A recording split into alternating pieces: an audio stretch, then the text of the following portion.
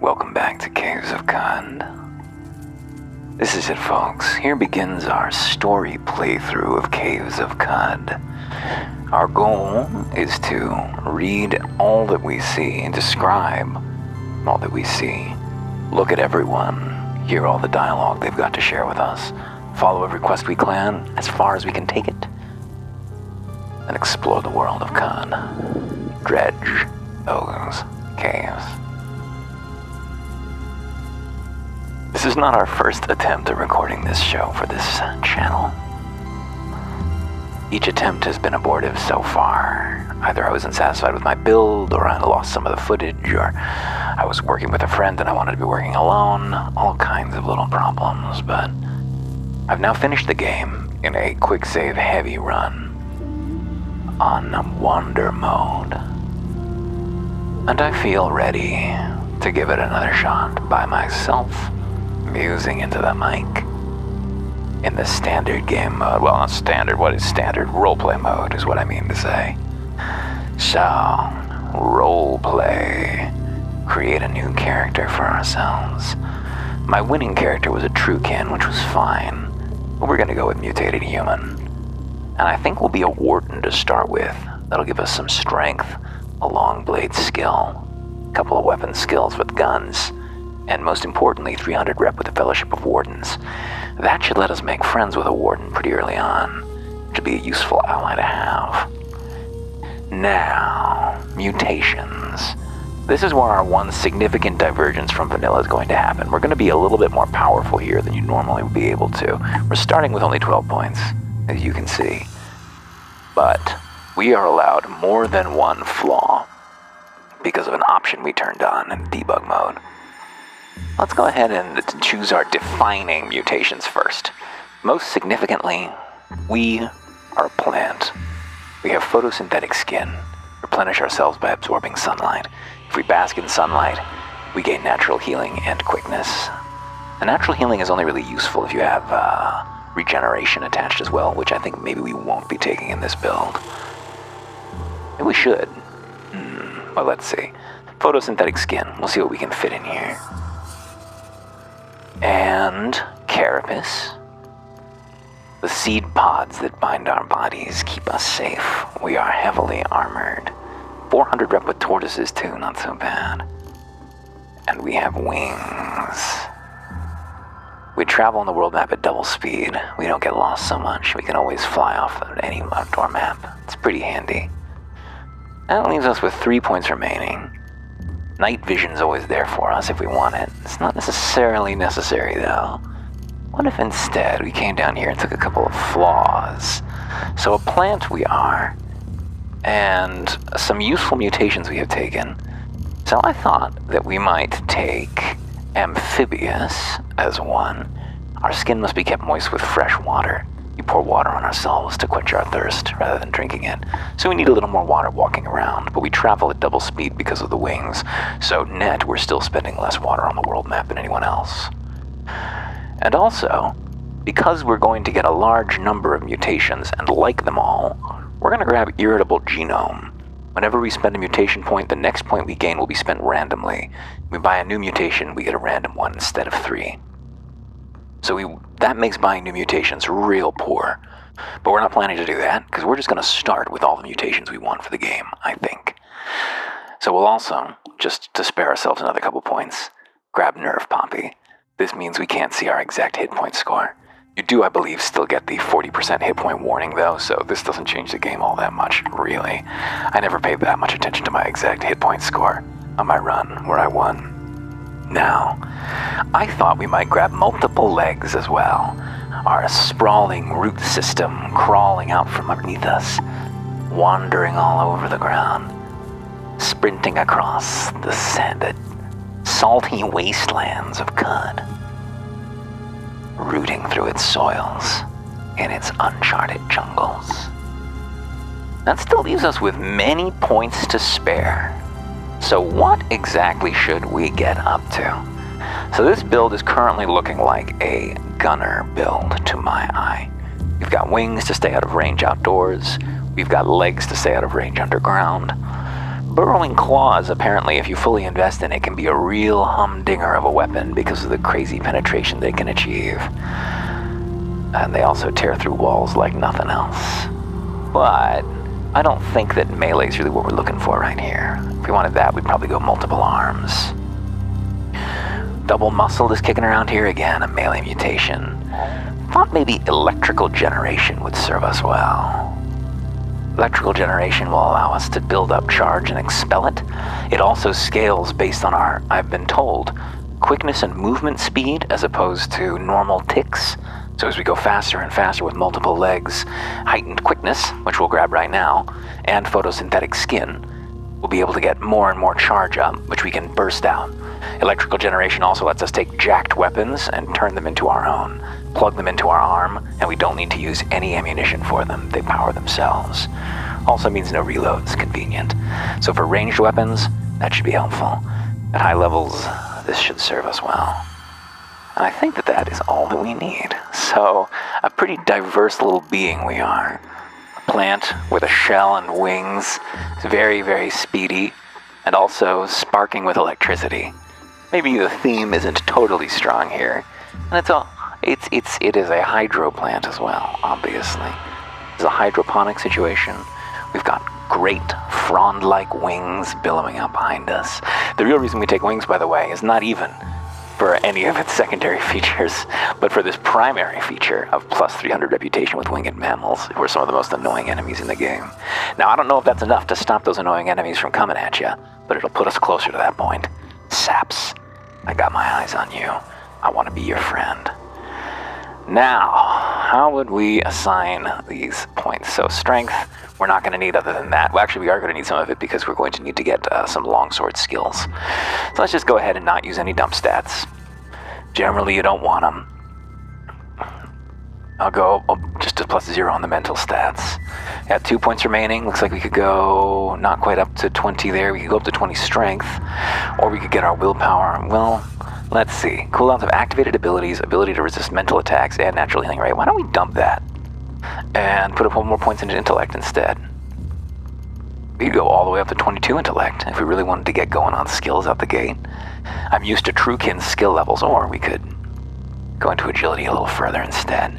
I don't know how high our toughness needs to be because our defense value is going to be so high that we should be somewhat impenetrable. And ideally, we won't be getting hit at all by melee enemies staying out of their range with our mini feet or our bow and, or whatever range weapon we happen to be wielding. Okay, this is kind of a fun character, a little bit offbeat for me. But here's our most important mod. First, let's pick a name. I like one that I can pronounce. Schwieket, Marwan, Shwula, Famir. That's a little, Q-Tep. Q-Tep's pretty good. And now the pet. So there's a range of pets available to us, but I've still yet to successfully record a run where I used my favorite so far, Gruafufo, the loyal Snapjaw retainer. He's from the Patreon backing. I backed them on Patreon for a long time. I think I did just to get them again just now. But here's our tile. So this is a whole list of tiles that we can use. A wide range of them available to us. Some of them are Truekin with special cybernetic indications. Fume Hermit. Oh, that guy looks pretty plant-like to me. That could be us. But there's one who's plant here even still, which is the Tumbling La here. Now, I've never seen a Tumbling La myself, but I think I saw a sign of one while wandering around. They just throw an infinite number of exploding seed pods at you, don't they? Well, we have taken on the trappings of civilization and use more than just our natural weapons, but we shall still be a little flower. Let's blossom on the battlefield, huh? We'll start in Joppa. Since we've never successfully recorded and posted a run of this game, we still see everything there is in Joppa. We embark for the caves of Kad. On the 20th of Tumut, we arrive at the oasis hamlet of Joppa, along the far rim of the Mograi, the Great Salt Desert. All around us, moisture farmers tend to groves of Iridian water vine. Their huts wrought from rocks and salt and brine stock. On the horizon, Kad's jungles strangle chrome steeples and rusted archways to the earth. Further and beyond, this fabled spindle rises above the fray and pierces pierces the cloud-ribbon sky. Beautiful. Let's look at our companion. Look at ourselves. It's us. Though bent the body and small the frame, a stalwart spirit towers above. No greater foe and larger strife shall break this servant's bond of love. Willow Shakes Briggs McCoon, Act 3, Scene 2. Who ventures into the great salt desert to near the 6-day stilt? Well, let's talk to him. Gru Wolfufo, loyal Snapjar retainer. What? He says. Tell me about yourself, Gru. Paladin. What makes you a paladin? Paladin, he says. He's got different responses. Well, tell me about yourself. Mapadin. What makes you a paladin? Paladin. Tell me about yourself. Paladin. What makes you a paladin? Why? Tell me about yourself. Paladin. Paladin. Pardon. This is my favorite. Pardon. What makes you a paladin? What is he wielding exactly? Steel potter's knife and engraved steel warhammer. He's dual wielding. Nice. Now, I don't think he'll ever spend his stat tributes if I can't dominate him, which I can't. I've uninstalled my Clever Girl mod because it's too much like cheating. This multiple defects is a little like cheating too, but whatever. I'm happy with it. I don't care. Wanderer, says this man, do you venture northwise into the great desert and near the 6-day stilt? Well, who are you? He's the mechanimist convert. His kufai has been cut and resewn to a cowl, and he has tailored a vine wafer sack to approximate the slate habit of the chromatic people. A sheaf of water vine bundled in copper wire is slung on his hip, and he rubs a salt-nailed thumb over a talisman of cracked circuit board. What is the 6-day stilt? Ah, the great mechanimist temple of glass, the sacred offering well, and history in stone relief, peopled by the Argent Fathers in statue and light sculpture, encircled by the Grand Bazaar. I hear there are more people there than numbers in the void, and their chatter makes a sound wholly raw and new to the world. Will you go there and take my bauble? Will you offer it at the well, where I cannot? Your bauble? Yes, my neighbor kin tire of the tale. I was scything the vine when the flat of my blade turned something loose from the soil. My heart has stirred before at the sight of chrome, but to free a small splinter myself, to slide a bead on the abacus of beauty. Will you go then, and offer my bauble at the well? Why can you not go? Friend, I would be a smoldering heap cooked to death by the ray of a dawn glider. I would be a slug-riddled corpse by the rifles of the Isakari. There is no kindness in the great desert, and little more in the canyons. I cannot go and live. What is the 6-day stilt again? Argent Fathers. I am no rector, understand, but they are the molders of chrome, the gods under Shekinah who wrought metal edifices from the raw cassifescence. Will you go? Perhaps. Why? I would ask that you make an offering at the sacred well of my bauble. Moon and sun, I beg you, I will make the journey. Moon and sun, friend, you have my deep and many-sided thanks. Here, take the trinket now, and if you're ever to return, let us visit again. Live and drink. Shall we take a look at that trinket? Oh, look at this. Carapace, thick and plated bone stuff, curves to its host shape. What are we wielding right now? We've got... Why are our hands distributed so weirdly? I don't understand why it's not even. Oh, it's because this takes up 2 tiles. It's double wide instead of being tall for whatever reason. Alright, so we've currently got a longsword, and we do not have a ranged weapon, even though we started with the skill to use one, so that's gonna, fuck us a little bit. It's not too bad, though. We've got some stats. We can swing a sword. Just gonna want to be a little careful, and hopefully score ourselves a level before we have to leave Joppa. I would love... Oh, nice, we will. Acid gas grenade, handed over small cobalt tubes. Salve injector, beautiful. Get it. Get it. Get it all. Pick it all up, please. To be examined that artifact? No. A bubble level with a dram of algal water in it. Well, that's not really what we're looking for. Should we look at some of these items? I don't think that the item descriptions are not always that interesting. A cast iron bulb is clamped by a lever with a pull ring. It sizzles inside. The more exotic ones. Goat flesh was cut into neat strips, salted and smoked. Leather armor. Boiled goat leather was cut to a cuirass and fit with straps and iron buckles. It smells of beeswax.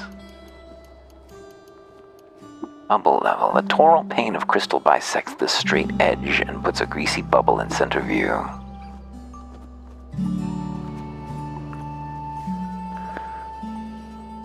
This is Argive, exceeding mass thresholds, perhaps a ganglionic teleprojector fitted with suspensors. Oh, I didn't notice you there. That's because I was ignoring you. Waste heat from the thermal cask, or centrifugal extraction to the P density of sun slag. Unexpected deviation from the Planck constant. Why must you bother me? What are you, some sort of water freak, fawn-eyed pilgrim, arconaut? Make yourself useful and fetch me a knick-knack from one of the caves, then. I may reward you. Where can I find a cave?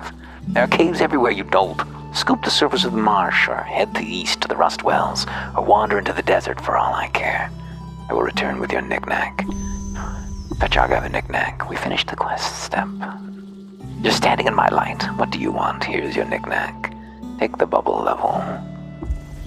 You gain 75 experience. Are you a useful one after all? Go fetch me another, if I must. Here is your knick-knack. Gained a level. Whew. Impressive, you. Maybe you're fit to poke around my workshop and swap scrap with me. I have been wanting another apprentice. So unfortunate about scrap, what with the disembowelment and all. Take a seat there. He raises both eyebrows. Now to screw the nut on the bolt with an explanation. I'm on the cusp, you see. A grand discovery. The weird wire conduit is near assembled, and once it is, we'll be able to chat with anyone in instant time, from here to the Eid Freehold. Before I can finish, I need wire. As much as you can find, at least 200 feet. You should be able to scavenge it from the rust wells. I'll fetch you your wire. Weird wire conduit. Eureka. So, what do we want to level up first? I think that this will be unbelievably powerful to get going. Wings up to level 5 is also super useful because you can never fall to the ground at that point. Some of our mutation points are going to be spent randomly is the problem. So we got to be a little careful about overcharging ourselves, right? Because we don't need wings to be above 5. I don't know how high we need electrical generation to go. That one might be better the higher you can get it.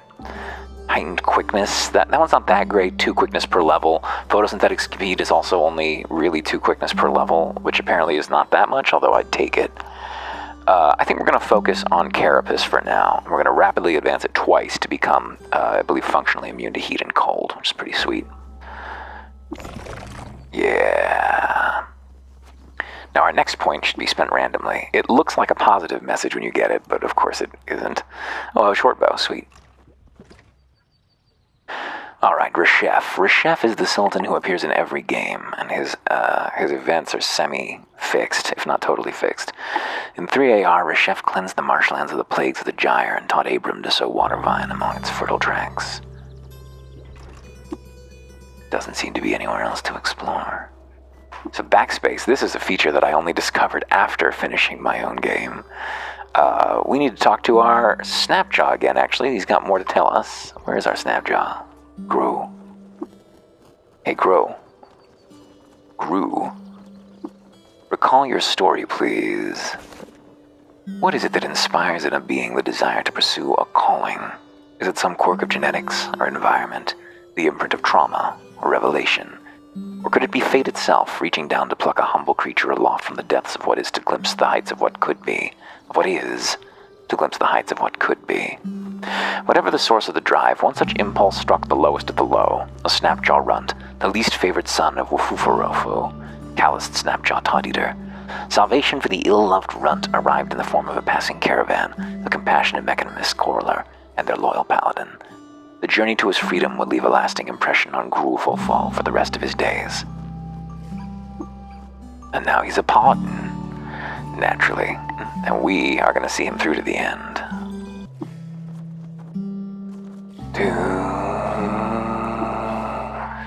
Tessiphus has a story as well. Hello there, Tessiphus. One star-ribboned night, a ray cat crossed the marshy loam and wandered into Joppa. The watervine farmers, awakened by the joyful cries of a small girl, gathered around the revel at the favorable omen and extol the generosity of the beetle moon. Since then, Tessiphus has spent his days curled under the shade of brine-stalk huts and sauntering over dirt paths. So long as he's approached with care, he welcomes the hands of friends and strangers alike. Nice. Should we pet him? We pet Tessiphus and he meows. We start to glow. Nice. Well, we're gonna need torches in this build, which is new for us. Oh, bucklers go around the arm. That's cool. What does it say, actually? Shields only grant their view when you successfully block an attack, right? But the buckler can be worn on the arm instead of in a hand. Mehmet. Talk to me, Mehmet.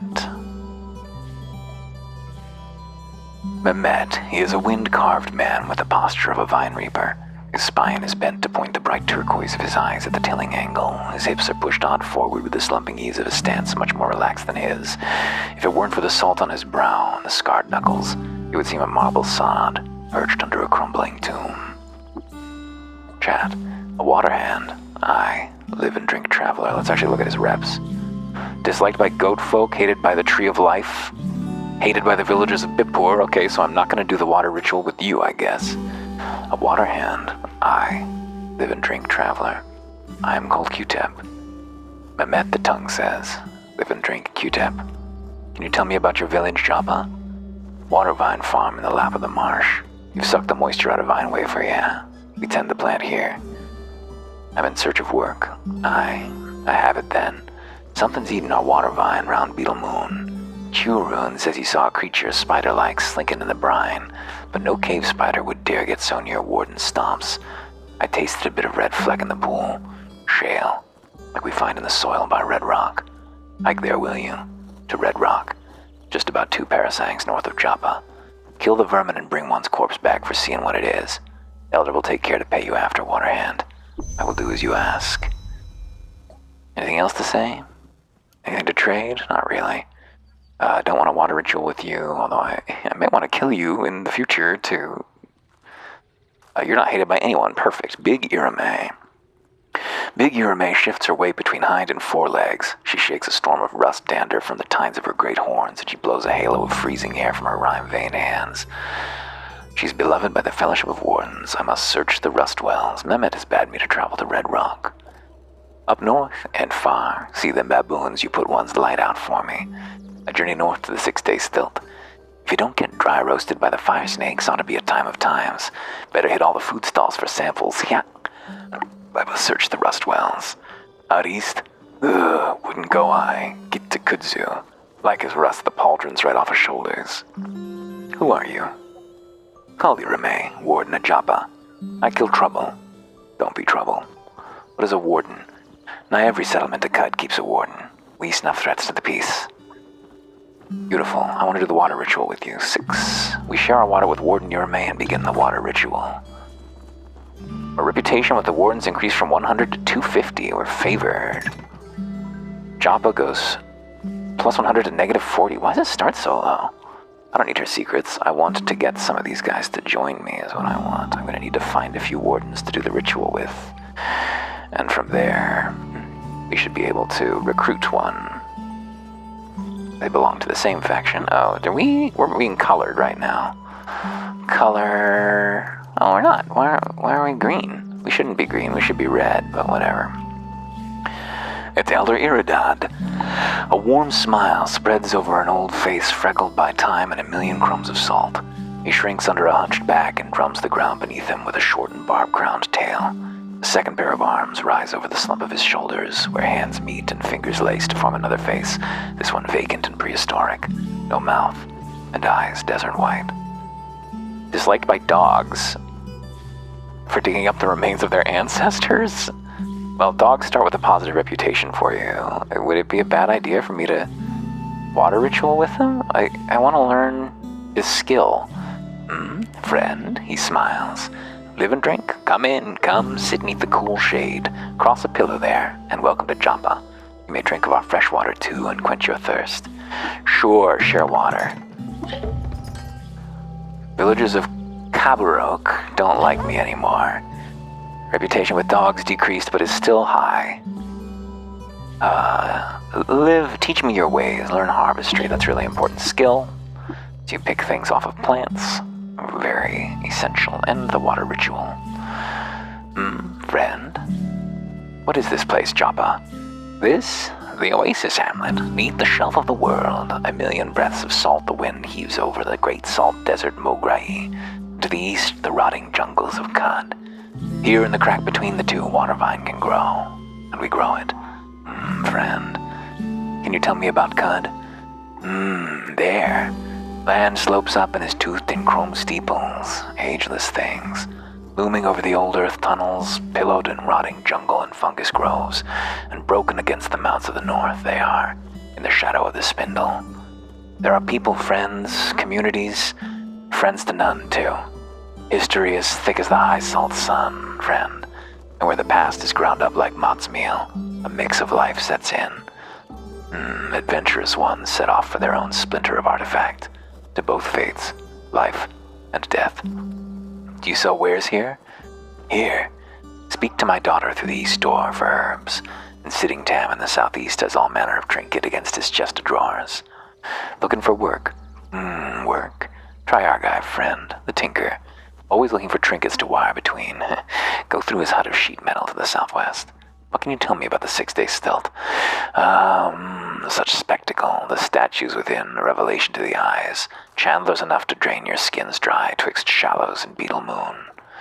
Live and drink, friend. Nima Ruda. Sharp jade eyes are crow-worn to late middle age, and her lips are scarred with gas burns. Climbing over her back and neck are the jeweled segments of a great spiral tail and stinger. A bead of smoking gut juice gleams on the tip.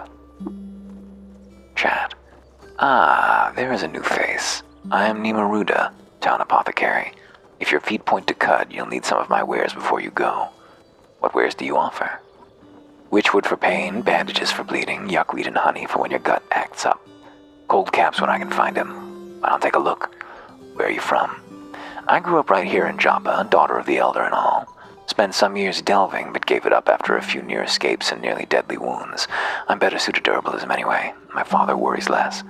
Will you inherit leadership of Joppa from your father? Fates forfend, I would hardly like to lead a village and run a shop at the same time. Fair enough. Live and drink. Doom, doom, doom, doom. Oh, there's some glare on my screen and I can't tell where I am.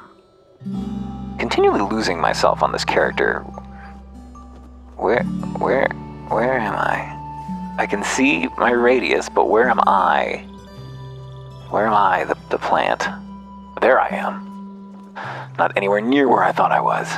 Way down there in the south. Okay, so we do still need to talk to Mr. Drum. I need to check out our skills as well. Damn, only 90 skill points.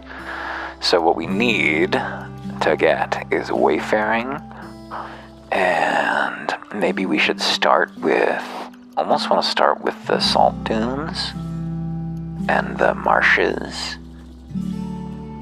We should be able to get the salt dunes right away, then we can go into the desert. We could make it up to the 6-day stilt and check it out, most likely. That would be fun. So I wanted to try something new here that I do not usually do, and that is to explore on foot a little bit here. So I want to check out the whole parasang of Joppa, right? That's the idea here. So up. I'm there still. Current location, no, the west. Okay, so I can see where I am. I'm in the western side. Now this is going to be a different parasang, right? Yep, building zone. Hey, this is what I was looking for. Exactly what I was looking for. So I want to find some legendaries and see if I can treat with them or kill them to change my reps around a little bit. Ideally survive my encounter with them. There I am. Is that the legendary right there? No. It's got a kudzu symbiote. That's horrifying. Big diaphanous wings bat the air as it drones in place. What is this? Is this also a kudzu beetle? Oh, yep. Beetle bum and kudzu salvo symbiote. Are these creatures going to be hostile to me? I need to fuck around here a little bit. So flight should be button 2 for us. You can put Titan Carapace on number 4. Defensive stance is a really good thing to start with. 2 for flying.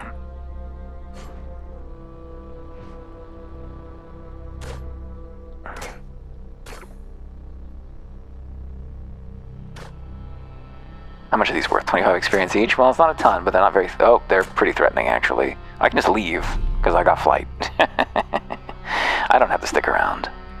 Yeah, take me back to the lair. Where am I? Oh, where am I? Oh, there I am. I came on the south. Do I have the kudzu symbiote now? Why am I flickering? I'm leaking. Okay, oh, my weapon's electrified. That's cool.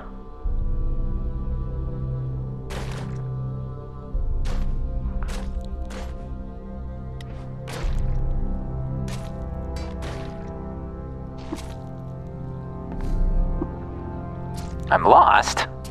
Damn it.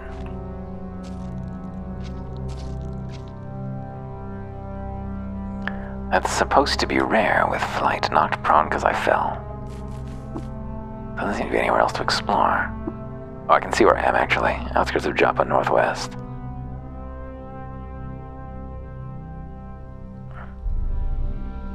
Oh, an alligator. I kind of doubt if we have the strength to fight this thing. We could try. We got quick saves. Little to lose. Oh, we did it. No problem. A crocodile, excuse me, I should read its description. How about these trees? Water vine, that's not what I'm looking for. Salt gathers in its furrows. It's knotted with moisture-swollen wafers in place of leaves. I wanted to look at the tree. Dogthorn tree. Its tangled nest of roots spill through the earth. The bark is splintered into pointy spheres. The leaves are greasy and stinking. Greasy, smelly leaves, huh? I'm in the north tile of this parasang. Oh. Is hostile? This glow pad is hostile, huh? Worth 25 experience, that's not nothing right now. Oops, I made camp. That's not what I meant to do. I meant to rest until healed.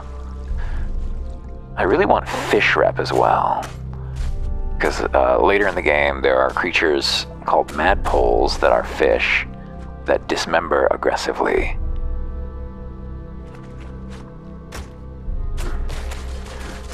If you can get neutral with them. Hey, my irritable genome max up. My base rank in electrical generation increases to 2. Now, is that because my mutation point got free spent? It was. Okay, so that's good. My electrical generation went up. Cool. We're better at generating electricity. So we can do 8d4. No, we can do 6d4 electrical damage right now. It's pretty sweet. And it arcs to adjacent targets. How interesting. Oh, EMP causes involuntary discharge. That's interesting. EMP is not our favorite, I guess. Just throwing a save. What are we looking for? Oh, I see a croc to the west, and stop exploring. Do I see that croc? I don't see that croc. Where is that croc? I'm holding Alt. I see no croc. I believe that it is there, but I do not see it. Oh, is it on the glow pad? We got an attribute point, right? So let's take a look at our skills here. So one thing we're going to need is dueling stance and swipe, which we've already got the stats for, actually. We only need 17 strength. We could have gone a little lower than that, and we did. The disarm is really important. You can use it to get weapons off of turrets, which are jacked. And since we generate electricity, that means we can just use them. So everything kicks ass as far as that is concerned. Electrical generation should be pretty boss for us. Another conch. There he is. Oh, it stairs down. What could that be leading to? Discharge. I wanted to set up. Shift E, how's that sound? Oh. Took a lot of damage. And then jumped over to other plants nearby. How much discharge do I got? 6,000 charge again already. Jeez, it builds fast. So I can just zap things. I got a really powerful mutation. That's fun. Hello, Croc. Running away from me. That's wise. Oh, running toward the Snapjaw. A slime. Probably should have looked at the slime. Should have looked at the Croc. Slime within the quivering blobs striates into different densities. We can barely perceive the outline of something inside.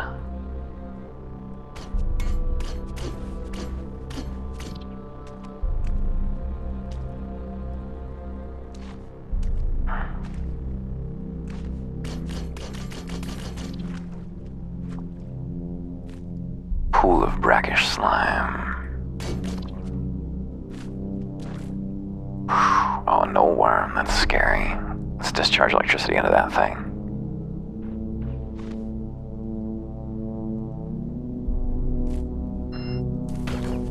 Oh, a little electro-tick. I think these are called.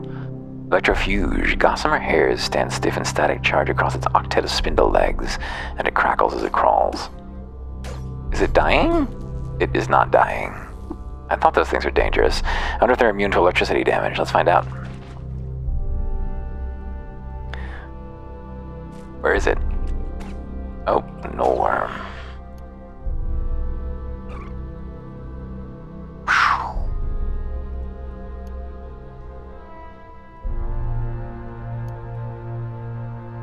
That charge builds really fast. Oh, I'm engulfed.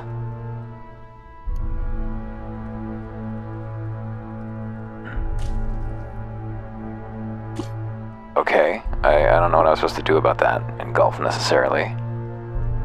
Seemed like it just killed me. Hello, no worm. I'm just gonna fight you out. It died in one hit.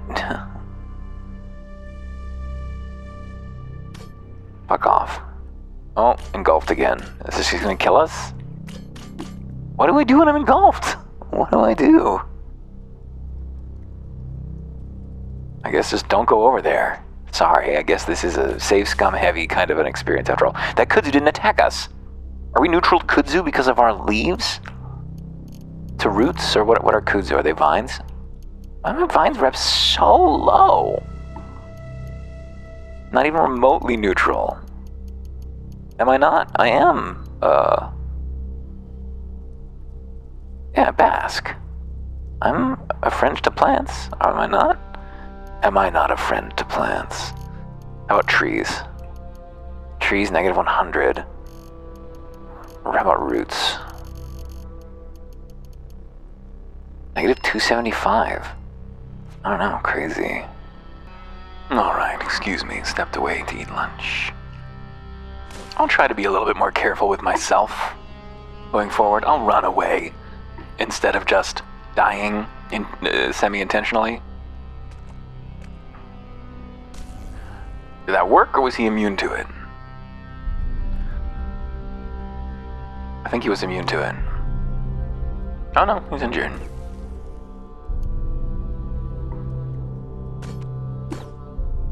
We're injured. Hey, we killed it. Okay, that's doable.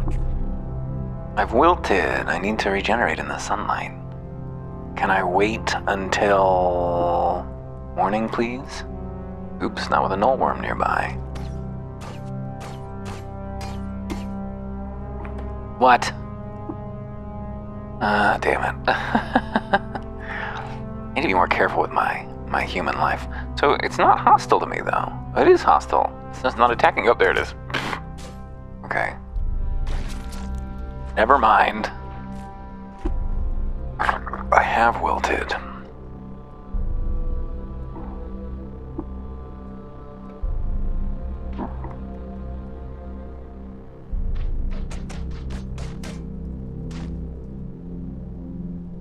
He's just fighting a spider. Oh, I guess we should both fight the spider. Rest until morning, please. I can't bask just yet.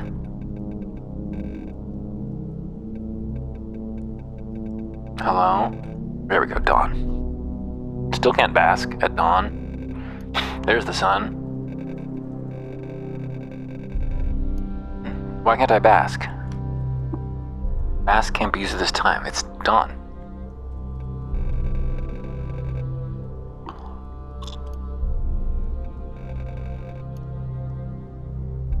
Am I underground? Oh, I am underground. I'm a dingus. I probably didn't need to reload that. Whatever. It's fine. Oh, this is not a good idea. I feign this is quite a bad idea. Hey, we did it. No problem. What killed me? Oh, I was engulfed by a gelatinous wedge. These fucking slimes are hard to see and are very dangerous. Well, we would have restarted this run 5 times over by now, so this is why I don't play with permadeath. There we go. Bloody sappy water vine. A pile of bloody sap.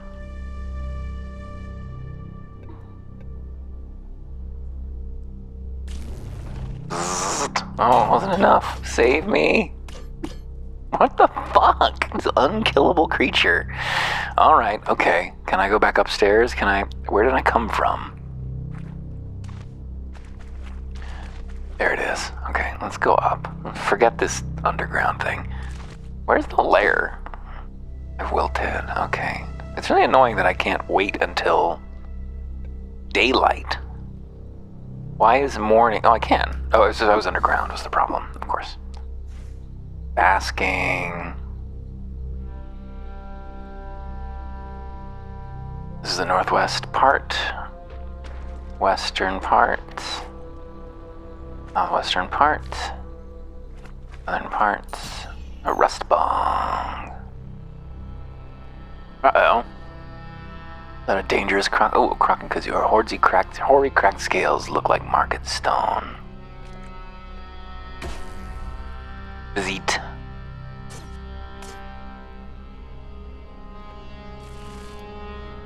Ooh. Tattoo gun. Nice.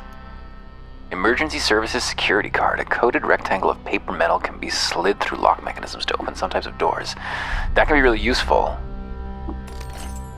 Structural scanning bracelet. Oh. That sounds cool. Oops. My iron buckler was unequipped. No, oh, I got two of them, I see. They're both the same thing. That's why I was there twice. I thought I had selected it wrong. Okay. Yeah.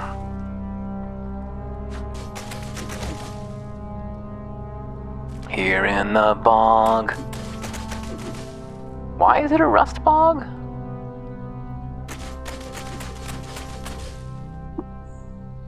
Can we go down? No. And this chest is empty already? Yeah, I guess so.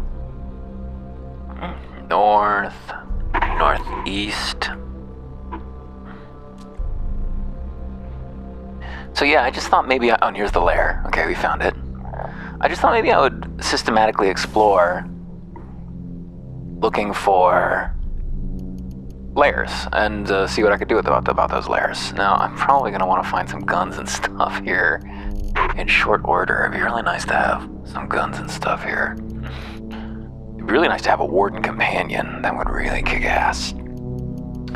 Where's wayfaring? Why are these not alphabetized? Wayfaring. Yes, I do. And I'm going to want wilderness lore salt dunes, the desert, and then I can't afford anything else yet, so that might be it for now. Oh shit, there's a glow moth. That's going to kill me.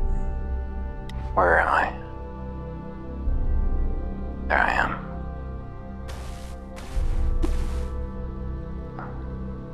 I guess I can just leave the map, can't I? Why am I fucking around?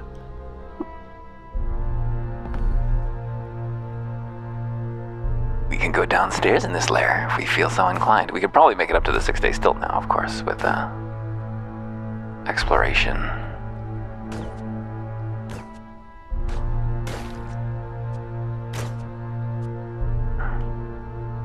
Is it still alive, this beetle bone? No, you can't kill my companion. He's too sweet. He's too sweet for that. You can't murder him. I won't permit it. Yeah, this is before or after we spent the skill points? Before, of course, wayfaring, yes. Give me the salt dunes. Let's go to the stilt and find a gun. Or actually, let's first go over here. Yes, I would like to investigate this historic ruins. Oh, I got experience points for that. Mimur. I'm not going to explore Mimur just yet. That sounds really dangerous to me. What I want is just to get over here and do the water ritual with the warden. Make haste, traveler. Why are you called pariah? Speak nothing of that name to me. You are warned. I am in search of work. Rah! There is but one task I know to offer. It is most treacherous, and in all likelihood you will perish. Is your interest waned? No, continue. There's a river just south of the village that runs an eastwardly course into the jungle.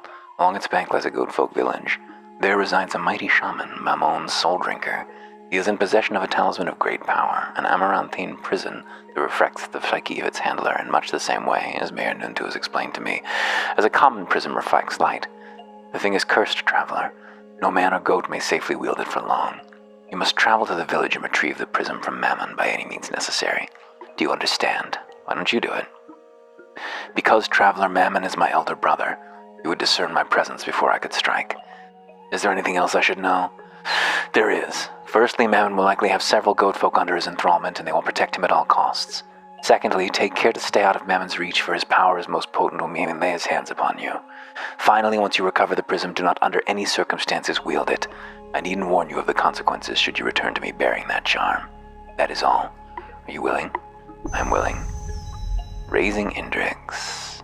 Is Mammon dead? Have you recovered the talisman? Let's look at his reputations. Hated by goat folk, that's fine. Let's look at his description, though. Warden Indrix. Beneath a mane of coarse hair, Warden Indrix's lips move without issuing forth any sound, perhaps in the formation of a litany invoked in the name of the vengeful god he serves. The coarse hair grows in an uninterrupted mass down his torso, that of a human but broader and more taut with muscle than any man's, disappearing only behind the sash of his kilt. But for Mayor Nuntu and the warden himself, no one knows the circumstances of Indrix's estrangement from his kin, for no one dares mention it lest they draw the warden's ire. One of his great curling horns has been cleanly cloven from his head, though. That same horn, along with several others, hang from a belt slung low about Indrix's hips, giving him the distinction of being the only warrior to wear his own appendage as a trophy. Water ritual, 350 rep with wardens. Yeah, pariahs are up too, nice. Goat folk were already really low. You won't join with me, but maybe the next one I meet will join with me. Live and drink water, brother. Where will I find him again? Just south of the village there's a river that runs an easterly course into the jungle. Follow it to the goat folk village. There you will find Mammon. Quick save the game, yes. It's Mayor Nuntu. A toga wraps his hulking bright fur frame, and a broad brim shades his wise and wide-set eyes. A sedentary life has sapped some of his ape strength. Burly shoulders slouch their weight onto a walking stick. A belly swells the linen around his waist, and plump sloping cheeks rim a warm and welcoming grin. Villagers don't like him. Some kith. Disliked by insects for torching one of their villages. I don't know that I need to do the water ritual with this guy. Be ape still and muse, wanderer, and welcome to my village, Kakukia. Have some mulled mushroom cider. You are an albino ape, correct. Why do you call it your village? Bad habit. It's a possessive feeling. I should work to scrub myself off, perhaps. But I am its mayor, and I have been for some time. You see, years ago I deserted my people. We were of two different minds. They desired nothing but to bludgeon everything to death, while I asked, what is the nature of this thing we bludgeoned, or of the act itself? Recognizing that my answers lay elsewhere, I cast myself into the swell of the wilds, as a sailor from Perth with no wind weird casts their ship to the whims of the pale sea. Some years later, and 20 ago, I came upon these mushroom huts, and their goodly inhabitants. They are a people full of earth and poetry, and I was charmed by the warmth they welcomed me with. Surely I owed my acceptance at first to the countenance I shared with their mighty god, but they soon grew to love me and I them. I've remained here ever since in contemplation of those questions that first stirred me all those years ago. What can you tell me about Kakukia? We're watered by the river Spray, we pluck the fruit of the wood, and we hunt. The worshippers of Oborokoru whittle and brood, too. They will pay you no mind unless you ask of them. Here you can be with friends, or muse alone. If it's trade goods that interest you, take a gander at Ural's wares in the northwest corner. The odd one crow songs, too, if you can scry them in the bush. Oh, he's selling stuff. I must warn you, however, cast no villain's shadow on these grounds. Warden Indrix will be watching. Who's Ural? Ural is a harmless cucumber vine. They came to Kakukia a few years ago after the last consortium chandler, a wicked little hyacinth named Plysago, suffered something of an accident. In Tarotep's defense, Plysago shouldn't have berated someone with claws so close in resemblance to pruning shears. At any length, Ural stocks a plethora of goods. You will be satisfied with your visit. Who is Crowsong? Oh, another one of our dwellers. I won't speak to what Crowsong's deal is. Best you find them and ask yourself. Who's Indrix? Warden Indrix is one of the ferociousest warriors I've ever met. Once upon a time, he and his brothers gorged themselves on the flesh of beasts by starlight, but now I count myself lucky to call him my warden. Some believe he is our kind, though I assure you he is but a victim of his goatish nature. Is there work to be found here? A water hand, are you? Speak to my friend and warden Indrix. You'll find him patrolling the village. Cool. In 979, Nuntu, the legendary albino ape, grew tired of bludgeoning things to death and journeyed to a root-strangled place on the River Svai. There he came upon Kikukia and its inhabitants. The villagers of Kikukia asked Nuntu to employ his magisterial skills and lead the village. Brian's straw was braided into a rope lattice saddle for slinging between two old oaks and napping. This is just a hammock. Just a random sultan.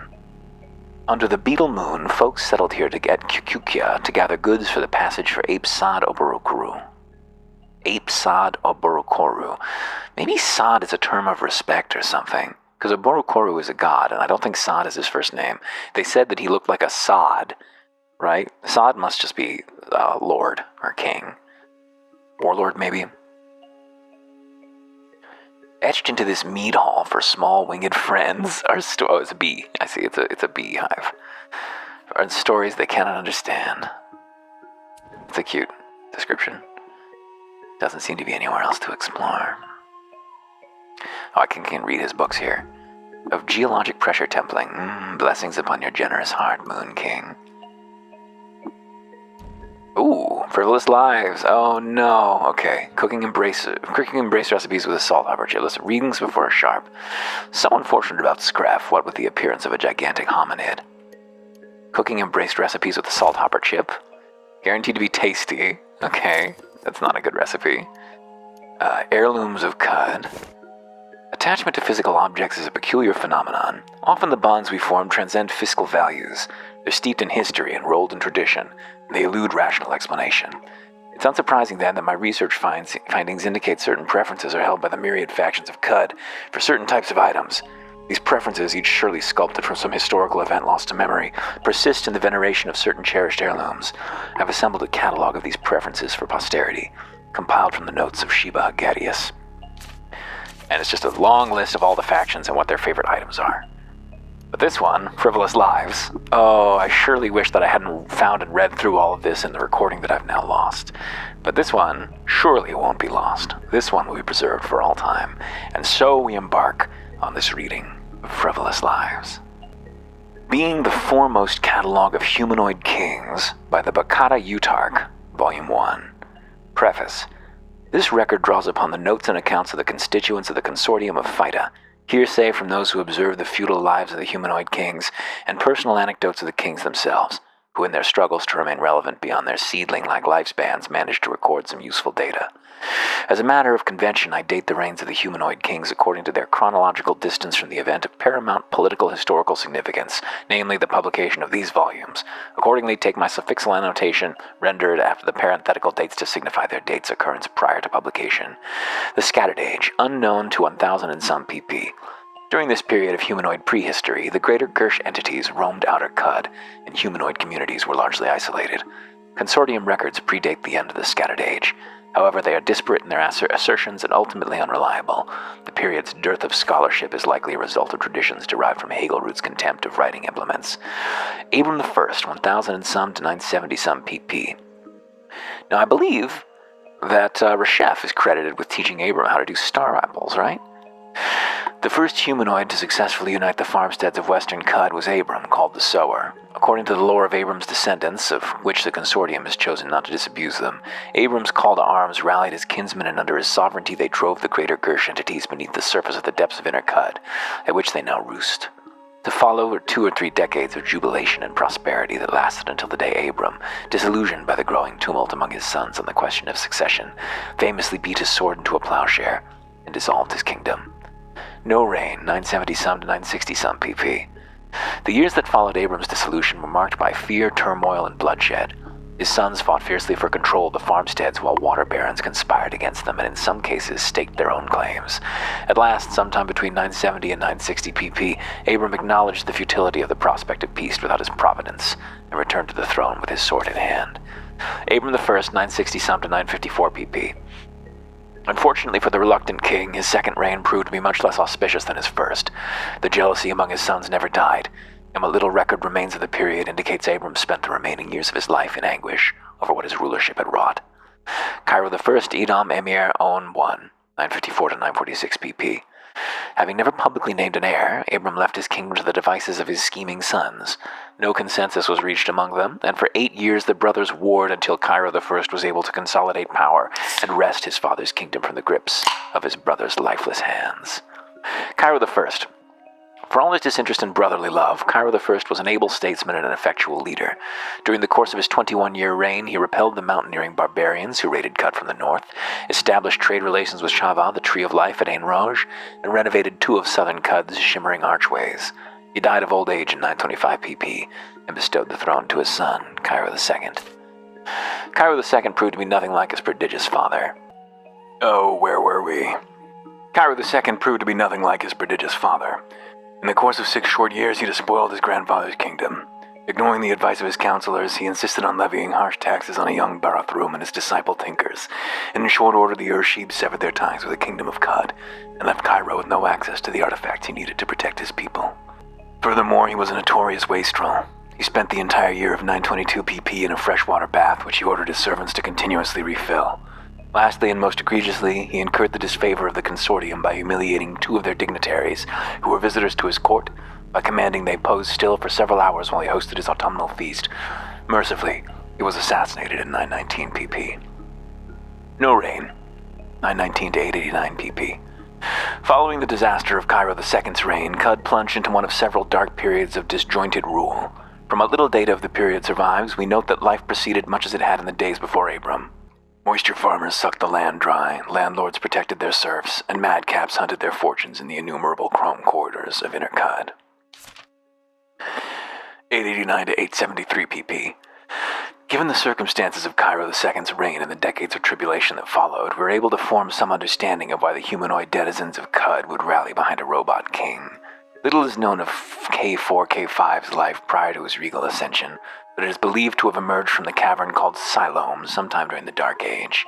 In its humanoid subjects, we suppose it found a purpose to its theretofore capricious life, and in it his subjects found a kind and affable ruler who unified farmsteads and mining settlements that had been estranged for 30 years. In the end, though, even K4, K5 could not escape mortality, and in 873 it succumbed to a severe bout of flash rusting. Before it perished, though, it named its pupil Mehmet of the Hills as its heir. Mehmet's first order of business upon taking the throne was to honor his predecessor with a commission of a monumental statue that still stands today in the northeastern jungles near the Mount of Olives. You should see if we can find that. Mehmet I, 873 to 844. Possessed of the indefatigable patience of his mentor and a singular yearning to improve the lives of his subjects, Mehmet I successfully preserved order in Kut for nearly 30 years. He benefited from an auspicious lull in the reproductive activities of the Gersh entities, and he wasted none of the time fate had given him. In the years of 871 to 866 pp, he dispatched envoys into the Great Salt Desert Mogra'i. Hundreds of Kutians perished at the hands of the nomadic tribes, expired to heat exhaustion, or met fates worse still, until in 866 pp an unnamed emissary made contact with the Dromad merchants. The Dromads, who believed the inhabitants of Kut too barbaric for trade and had dismissed the region for centuries, began at last to include Kut in their world-spanning treks.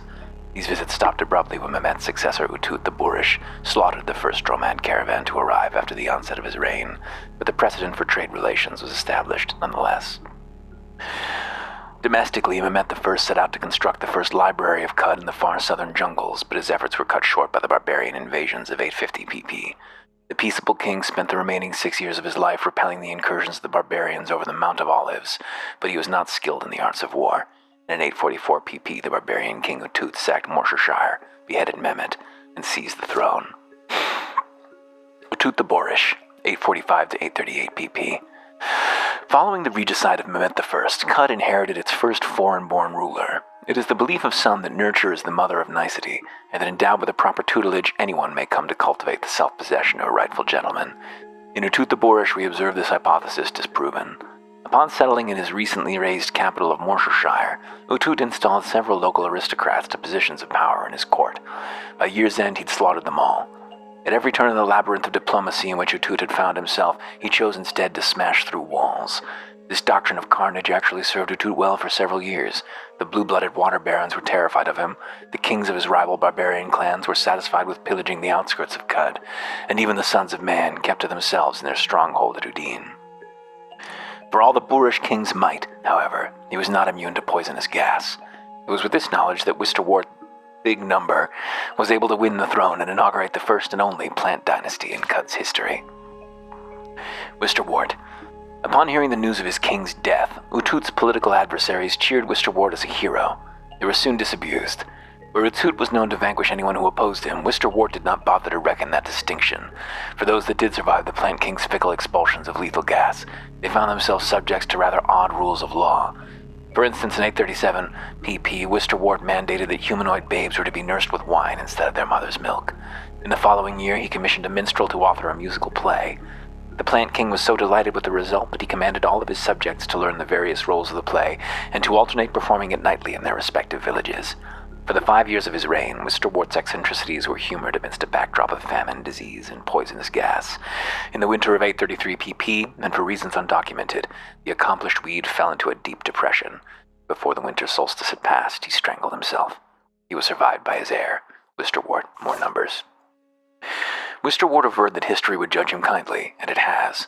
While it is true that more people perished under his reign than any of his predecessors, and that he accomplished very little of lasting historical value, one can only fathom how unpleasant it must be to live in such close proximity to so many humanoids for so long. Indeed, it is a wonder the poor king did not take his own life sooner. Wisterwort possessed no interest in ruling over a humanoid kingdom, and he abdicated mere hours after inheriting the throne. No reign until 787. This 60-year period of anarchy was particularly arduous for the denizens of the Rust Caves. The wake of the Wisterwort dynasty was left no humanoid fit for rule. Cud was plagued with decades of torrential glass storms fed by the westerly winds out of Mograhi, and Gershlings poured forth in enormous numbers from the lairs of their mothers. It wasn't until Abram II, like his namesake before him, roused his countrymen and set out to rebuff the Gershling throng in 787 PP, that Cud was reunited as one. With the story of that ill-fated kingdom does the second volume of my chronicle begin. Sweet. Well, that's a really good book. I really like that one. But I don't know, I think that's after the Age of the Sultans? Because Reshef was the last sultan, right? And then after that came just these kings who were much lesser than sultans, I guess. Warden Indrix came over here as Mammon dead. Not yet. Be patient. I'm so eager to see your brother destroyed. Ural, a sentient cucumber vine, puts their roots down in a squat clay pot on the floor of their hut. Myriad wares rest on oaken shelves throughout the room, and with their tendrils, Ural exhibits them to interested customers by crawling along an iron trellis. We notice that Ural creeps toward products almost before we think of them. The gift of telepathy affords the sprightly vine a distinct advantage as a chandler. Nice. Well, let's talk to him. Who are you? Friend? Guns? Knives? Hats? Cucumbers? Who are you? What's your story? I'm Ural, chandler and consortium notary. As for my story, I've been growing out of this pot for a while now. Before that, I was in another pot. Consortium? Yes, the consortium of Phyta. We're a merchant fellowship of trees, vines, shrubs, weeds, flowers, herbs, cacti, algae, those sorts of plants, really. I can't say I trust any of them, but there's no doubting their usefulness. My shelves are full, and the gossip flows. What about fungi? Ural flicks a leaf in displeasure. What about fungi? Are there any fungi in the consortium? Ural flicks several of their leaves. No. Shop's closed. Live and drink. What? I am a gentle plant friend. Uncross your roots and figure it out. Live and drink. We didn't actually offend him, I don't think. We would have gotten a message if we'd lost rep or anything. Nylon body pack is pretty good, and that's plus 20% carry weight. Oh, what are these straight? That's a $1,400 chair that he's selling? Grab some more torches, maybe. Since we're gonna need to actually use them miserably. You have anything actually interesting? How many slugs do you have? Perfect. We need some arrows, too. Give me all of these, please. You can have my club and my pestle. Or is the pestle useful for anything? Oh no, it's bulb of stone is dusted by humoric powders, okay. Alright, take this strange furniture off me, please. I don't need 2 structural scanning bracelets, I don't think. I don't need this leather armor. I do want to hold on to the tattoo gun, or maybe I should just give myself a tattoo immediately. That's right, Ural. Pony 'em up. Trade complete. Hell yeah.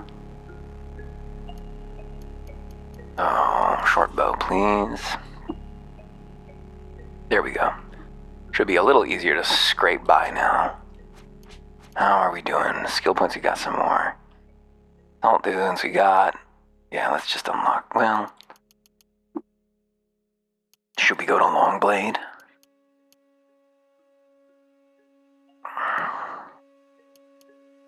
Oh, we can't even afford anything there. Alright, let's just buy more Wilderness Lores, it's fine. This is really good to do. Really need them all. I'm so hard to find. Little green thing that I am, there I am. Okay, sweet. So what we actually came here for was just the Warden rep. The rest of that stuff was incidental. And now we're gonna wander over here. I'm lost. How did I get lost? Don't I have this? Maybe I don't have this one. Maybe I don't have heals yet. Oh, I should probably start flying.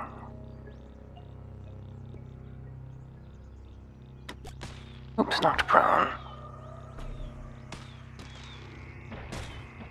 Hello, robot. Oh, okay. Well, that's a shame. Not have that happen. Do I have to activate flight to actually have it be active on the world map too? Looks like maybe I do. It's annoying.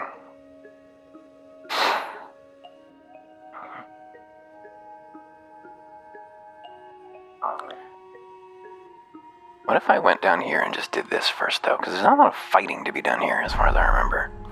It's all just kudzu garbage. We don't have any mutation points, right? Oh, we do have a mutation point. Well, I want to keep buffing Carapace, but so here's the problem. So Wings could advance on its own at any time. We only want to advance it to 5. We don't really want to go further than that. I mean, it would be fine too, but it's just not valuable too, really. Carapace. You can keep going Wings, it's fine.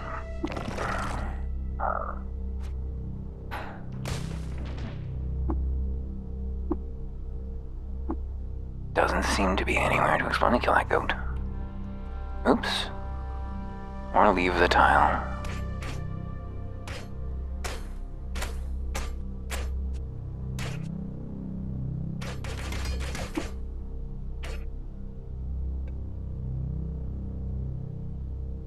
Can I bask, please?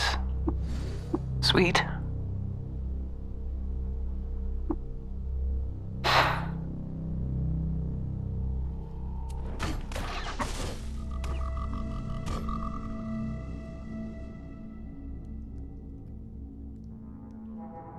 Oh, this torch does not light up very many squares, does it? Is this guy not hostile? Oh, there we go.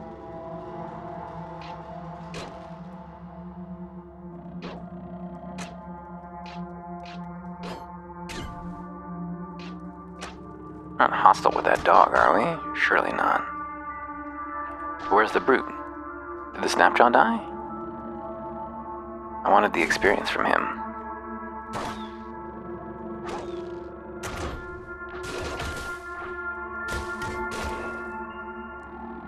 Oh, so our auto-explore settings are taking us just into melee range with kudzu and attacking them. Huh, well, we're likely to get some rust, but whatever, I guess.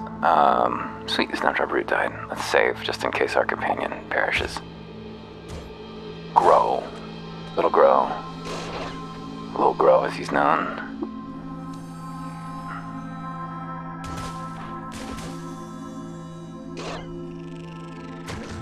No rust yet. Oh, these guys are dangerous. Slug snouts. Got him. Rest until the party is healed, please. Keep exploring.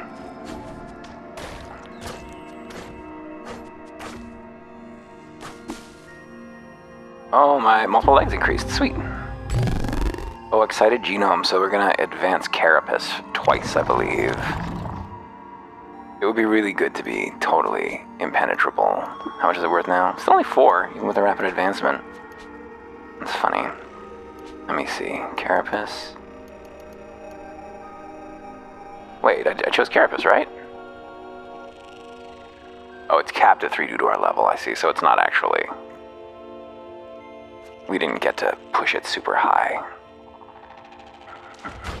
It'll continue to level up as we level up. Oh, 1 sec. Gotta rescue something from the oven. What happens if I electrically discharge right now? It did shock through to Gru. That sucks.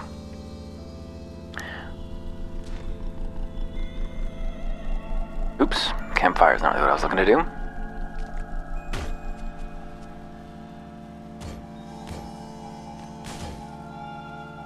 It's a Gershling. What's that doing here? It's invisible. Bzzz. 420 charge. Goodbye, Gershling. Should have looked at it. We should look at a centipede. We should look at the kudzu.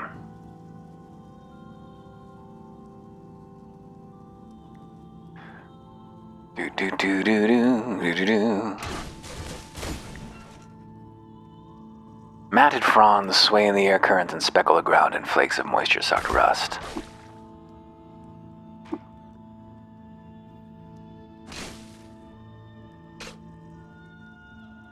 Chittering legs in the high dozens figure S swerve its shining trunk like the spine of a gigantic hominid.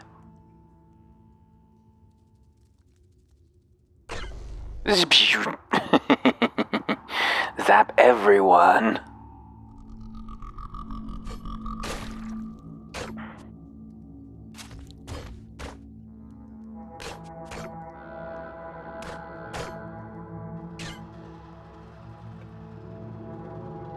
Nobody can fly inside, not even bats. It doesn't matter what size you are. It's impossible to fly indoors. That's just science. I don't know what you're worried about. Glow moth? Fucking glow moth.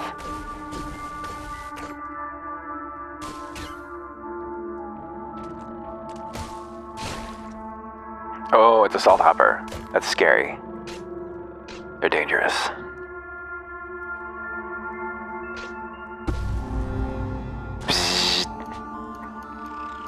Keep bouncing up our wings. Our carapace is actually too high to meaningfully increase. Visual generation's doing us good already. We're not too worried about that. We do really want to get multiple legs up at some point. Photosynthetic skin will be fine to advance, but we don't need to. Let's do wings. We're going to end up with a few more points of wings than we need. It's fine. It's just part of life. It was worth it for all those extra points. Maybe it wasn't worth it. Maybe we shouldn't have taken all those extra points. Maybe we're going to end up with too many mutation points and not be able to take mutations easily. Hello, Mr. Skunk. Psst. Kill it.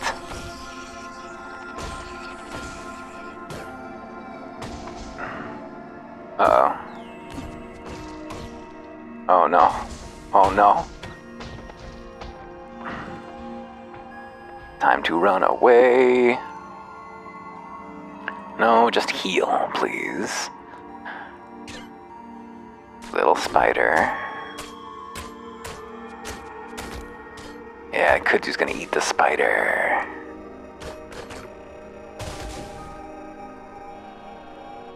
Oh, shit.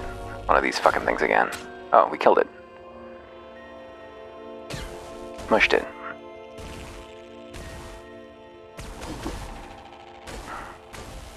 These things are squishy. Yeah, we should be able to just kill it. Our metabolic healing has failed. We had to rest enough that... Yeah, we have to go back to the surface. Maybe that isn't a disadvantage. I mean... That didn't last very long, considering...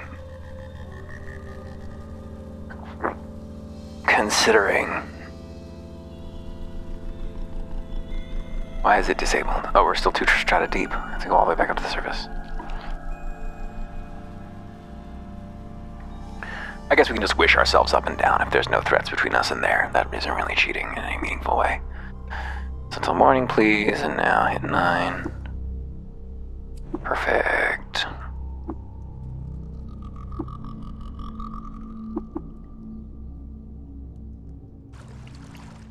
Ooh. weird artifacts. Wet point defense drone. Ooh, nice. Wet two-handed steel battle axe. That'll be worth a lot.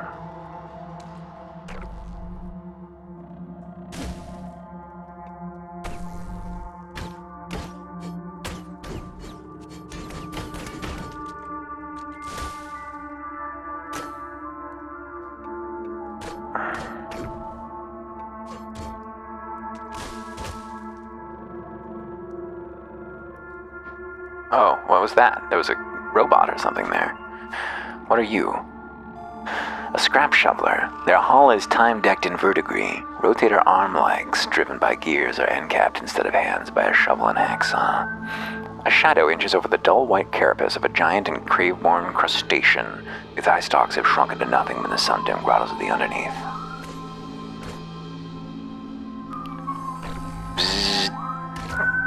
Is that going to make the robot hostile to us?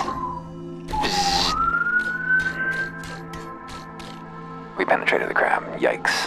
That was hard. Oh, shouldn't have done that. Okay, scrap shoveler is tough. Don't do that. Oh no, we should get the fuck out of here. Well... Electrical generation? Sweet.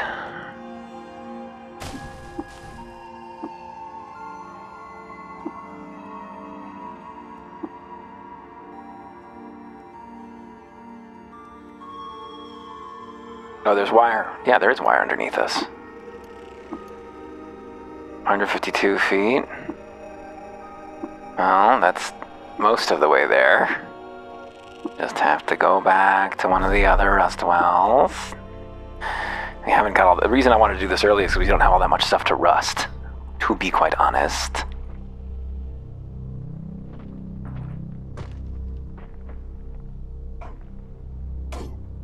Zap.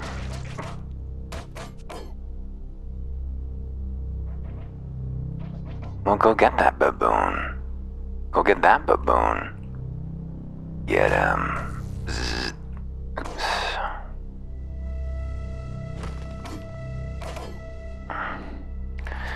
Skill points. Let's get some more travel skills. We need them all. Yeah, I'm just gonna take them all. Maybe not ruins yet, because ruins is... Or rivers and lakes we could also probably skip for now, just for the moment. Just because you don't really need to go over those. And ruins are occasional. Like, they're not really everywhere on the map. And I don't find a lot of special encounters in them when I was in them. I don't know. I don't want to swear that that's a thing, but it seemed strange to me. So what could we do instead? We could get customs and folklore. That will give us an additional 25 rep when we do water ritual with somebody, which is not bad. Trash dividing is really sweet. You get secrets. Yeah, we should probably go. Well... Yeah, we could get trash divining, or we could get, we could start going into tinkering, right? So in tinkering, we could get gadget disassembler, disassemble, scavenger. We should probably go in for tinkering and scavenger. Just because you get a lot of, tons of junk that way, which is useful. Good junk, bits, components, pieces. We're gonna... Whoa! Okay. That Snapjaw had a grenade. Oh, okay, he's attacking me. Not clear what was going on there. Scary worm. Ooh. Well, let's just go down. Well... There's no reason to spend any more time in the rust wells than you have to. So let's just go down to the bottom, and hopefully there'll be more wire at the very bottom there. Is this the bottom, or are we beneath the bottom now? Jeez, so much fucking kudzu, jeez. Zzz.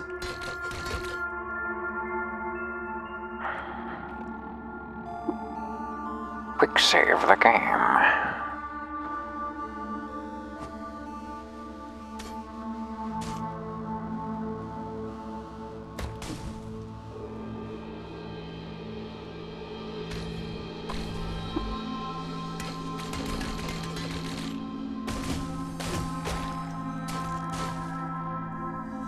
Mirthworms.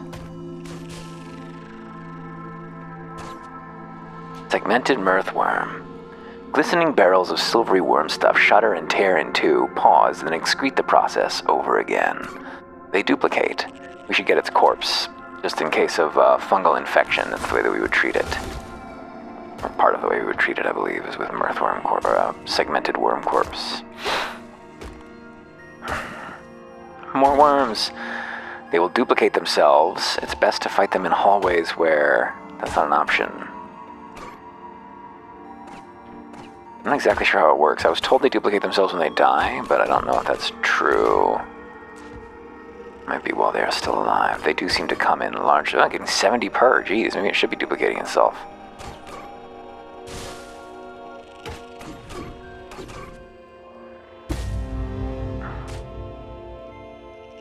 Hell yeah. Okay, we're back in control. We're back in the driver's seat here. Can we advance carapace yet? Nope. Yeah, it's up to +5 already, even though it's not even as maxed out as it can get, so that's pretty sweet. Yes. Maybe we should just stop there and wait for it to randomly pick wings, but it might never do that. It might just always have a 1% chance to tumble out of the sky. Which would definitely be annoying. Oh, wait, there's the center. Did we find any? We didn't find any? Fuck, what? The point defense drone rusted? Fuck that. Fuck that. Fuck this place. Is there nothing in the center over here? Oh, some wet copper nuggets. Oh, and some wire. I just didn't get it. Just walked right past it. Okay, well, there we go.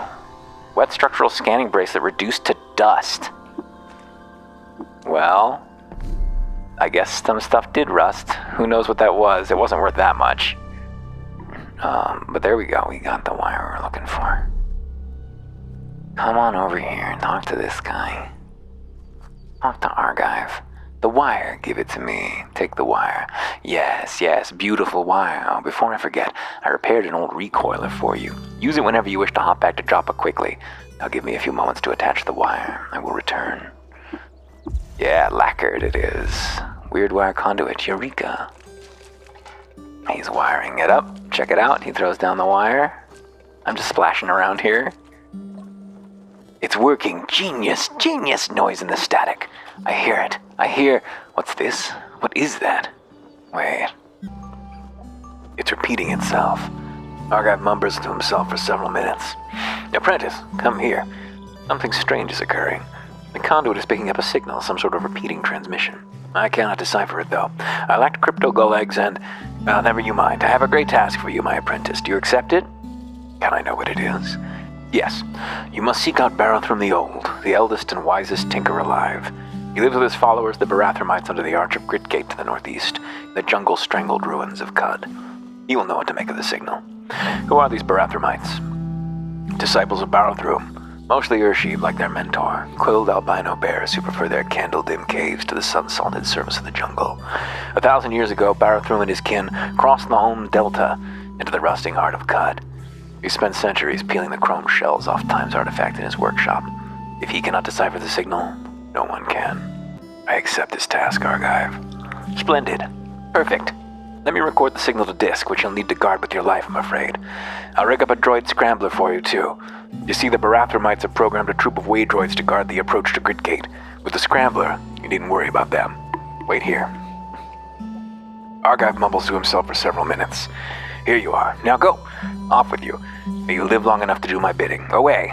Farewell, Argive. Droid scrambler and a stamped data disk. A canticle for Barathrum. My apprentice, what? Who are the Barathrumites again? Same as before. Well, we haven't done Red Rock yet. But I still want to go up to the Stilt first, I think. Where else are wardens?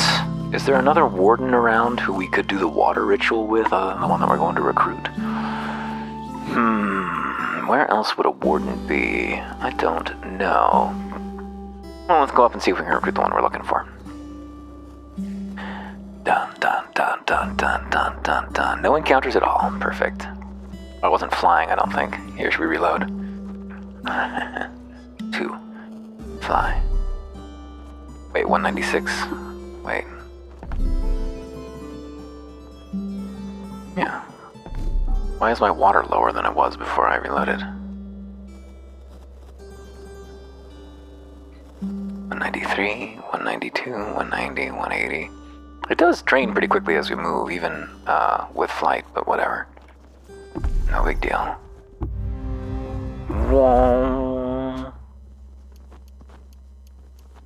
Oh, I thought that our next point was irritable.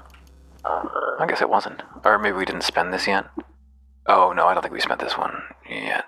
Because I was going to go up to 4.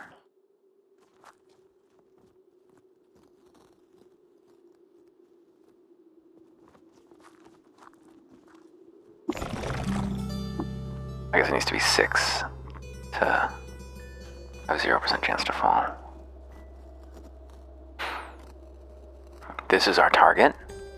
Live and drink, traveler. Welcome to the stilt. Your thirst is mine. My water is yours. 450. I would need 464. Okay, so we need to go and buy customs and folklore. Yes. And now we do the water ritual again. We get 25 more. We can ask her to join us. Live and drink, water sib. Warden's Esther joins us. Hell yes. This lady has a high-level fugue mutation. She can clone herself. What's she got on? A folding hammer. So she's a hammer lady. There's a saying among the vintners who hoist their sails toward the stilt. 1 rose is fair, 5 is death. Indeed, when a single shawl swathes her face and the Esthers are one, there is peace beneath the stilt. But when she's joined by her sisters and scarlet ribbons thrash in the desert air, there's only blood and justice.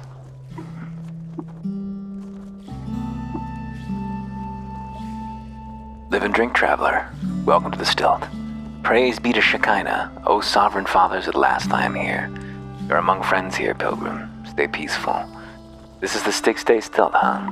It's colossal. Beautiful. I see why the Chrome Stewards gather here. Then you're not of the faith yourself, huh? Me neither. Do go inside, though. She's a beauty. Got dyed glass high in her rafters, she does, and 2 marvelous carvings on the wings, plus a light sculpture of a god. Hear the sermon, too, as you like. The high priest is persuasive, but not half as persuasive as the cathedral herself. In beauty there is power, you know. Either way, while you're in the cathedral or in the stilt grounds, stay peaceful. So many folks. Aye, the clamor of it all can overwhelm.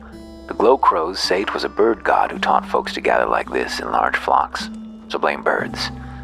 Is it true what they say, that it's a petrified kraken? Who knows? I've wondered it myself. Sometimes she'll catch my eye when the moon's silver bright, and then she's there, bearing down on the flats. Whatever she is, she's gigantic, and old, real old. Way older than the cathedral the mechanimists built inside her. What a grand bazaar. What's in each of these tents? Are you mad? You think I keep a tally of every shopkeeper that steps foot on the stilt grounds? They come and go as they please. You've got merchants of all types here. Wine sellers, honey hawkers, bookbinders, cobblers. Have a look around for yourself. Following the road around the stilt. There's tents the whole way round. Anything else to say? Let's trade. She's just got some cash. I've got some artifacts that I should get rid of. Oh, that's why I was short money. I think I had gotten rid of some of this stuff by selling it. Electrified bronze dagger, sweet. A lacquered nano-pneumatic hammer. Alright, well the nano-pneumatic hammer is interesting. It is a digging item, which is cool. I needed a digging item.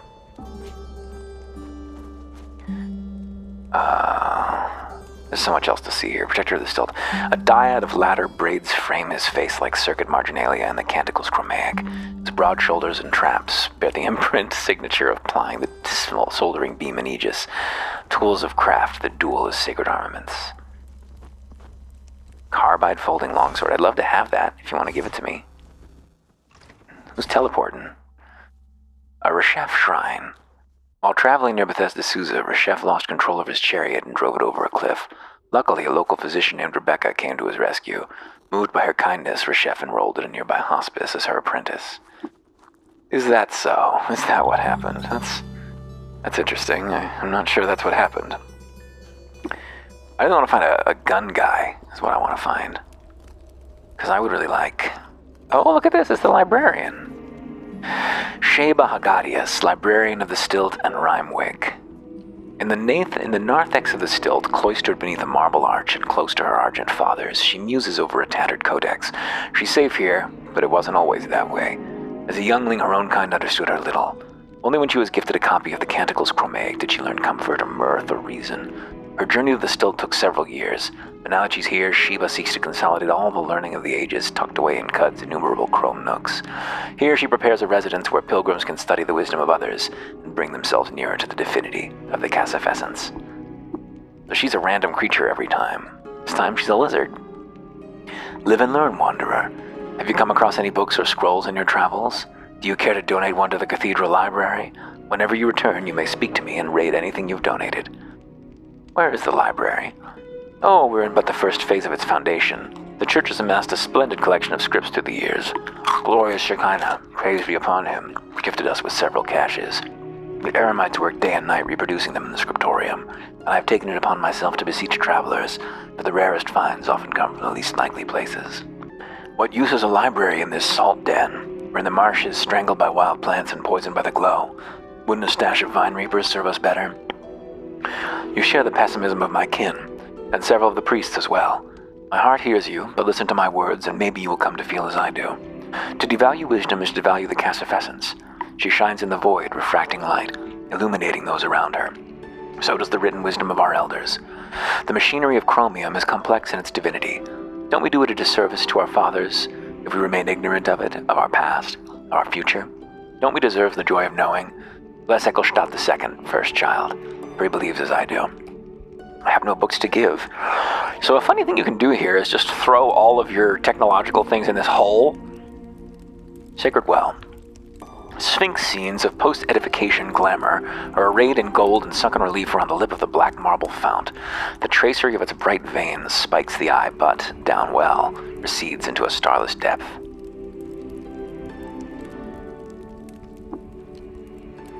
So if we just throw everything we own in here, we can get enough reputation to recruit this guy. It's not that hard, really. Like, none of this stuff is, except for the droid scrambler and the data disk, is important. We don't need the chopper recoiler, but this isn't enough to get him, so we don't need to do that yet. But we can later in the game, if we choose to. Ecclestadt II. The Onias is robed in flowing machinic regalia. He is the voice of Shekinah, and so wields the charm of words to give depth cues on the shape of the Cassifessence, and repeats the story from the fathers who translated her from the ideals of the material. As crownhead of the White Dune Sea, he leads the high priests in tracing the circuit diagrams of the second canticles and moderates their hermeneutic divisions. The Gersh don't like him. That's interesting. I kind of want to befriend the Gersh. The preacher says, "'Twas not always so. Nay, in the waking dawn of days, they roamed the universe with inert hearts. And as dust urchin roams the winding canyons." Oh, shit, well, I did the ritual with him. Oh well, my reputation with the Gersh was already trash. It's just gonna take more work to get it good. Oh, I was able to name my sword. Yeah, let's name it from the Mechanimist's culture. Oh no, from the Kudzu's culture. Yeah, perfect. Rudejpine, can I go back? Yes. How about from Ecclestadt's culture? Riemann Slush, what about from my own culture? Marukas. Will it give me a different name if I try it again? Oh, it will. Let's try a different name from the Kudzu's culture. Yeah, Shader Lafron, that's what I'm talking about. Shader Lafron, which is auroral. Beautiful. Shader Lafron. I have a secret to share with you. The location of Mimir, sure. He wants 464 to join this? Not so bad when you consider you can just throw shit into a hole to appease him. As you roam the caves of Cod, burdened by guilt and complexity, pay homage, Lightseeker. Make an offering at the well. Fill your heart with the love of the Cassifessence as our fathers once did. In the name of Nizrok, honor thy well. In the name of Bel, rain your alloys down the heart of the Stilt. In the name of Dagon, speak Chrome's prayer and unholster your light rods. In the name of Carthax, vault your artifacts into the sacred portal. In the name of Reshef, cleanse them of your flesh. In the name of Shekinah, free them and free yourself. May the ground shake, but the 6-day Stilt never tumble. Come, be with friends. Share your life in simple peace. Welcome, children. Welcome to the Cathedral of Shekinah, our Argent Father. Have you heard the word of Shekinah? Do you bear his tidings in your heart? Come, share this peaceful space. This is it. We've seen it all now. I am his word, and I shall speak to you. Maybe not? Here are our Argent Fathers. They are the great sculptors. They wrought our metallic homes. We are forever in their debt. Repay that debt, Lightseeker. Offer your chrome to Shekinah. Cleanse it of your guilt, your burdens. Throw it down the sacred well. Let your possessions be reclaimed by the plasmatic core and make a joyful noise unto Shekinah. Got anything in your inventory? You got 30 lead slugs. Is that 2 recoilers you've got over there? I don't know. Can I jump in the hole? Can I jump in the hole? What if I didn't want to interact with it but jump into it? This is like all valuable stuff. I don't have anything that's really shitty here. I could throw the tattoo gun down. I wanted to throw something down to complete the quest. I've never done that quest before because the guy who gives it to you dies most of the time, and I didn't notice him dying. Yet, he may have. Knocked prone, can't fly forever. Let's just explore real quick. I think I saw a gun guy. No, maybe not. Who was that guy over there? He's not a gun guy? No, I guess not. Knocked prone.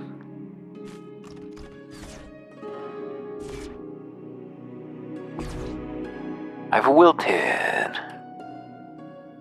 Mask can't be used at this time. Bookbinder, hatter, pigmaker, farmer. No gunsmith yet. That's not great. Apothecary, leech, farmer. This is the western. Oh, a Dromad caravan. Sweet. It's just extra traders here. They'll be here forever. Droma, human, we are greeted. What do you desire? Glory to Shekinah. What kind of creature are you? I'm a Dromad, human friend. Some say Salt Strider. Do you know this? Glory to Shekinah. I don't think we ever looked at a Salt Strider, did we? Shot ink decorates the dullah of his long neck in one of the 1,000 patterns of the camel folk. His ears are arrayed with gilded rings, and eyelashes flow down his face like watervine fronds. Across his back, a hump of moistured and healthy fat pushes his center of mass skyward. What have you got? Not that we've got anything. Wait, yeah, trade. That's what we're looking for. Give me your arrows and your slugs. And if you have guns, if you have pistols, no. No, alas.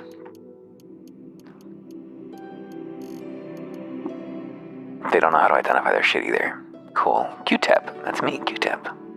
Look at that point defense drum. Look how valuable it is. I wonder how it works exactly when it does. I need to get jacked into it so that it can serve me. Oh, we really need drafters around here. There better be some.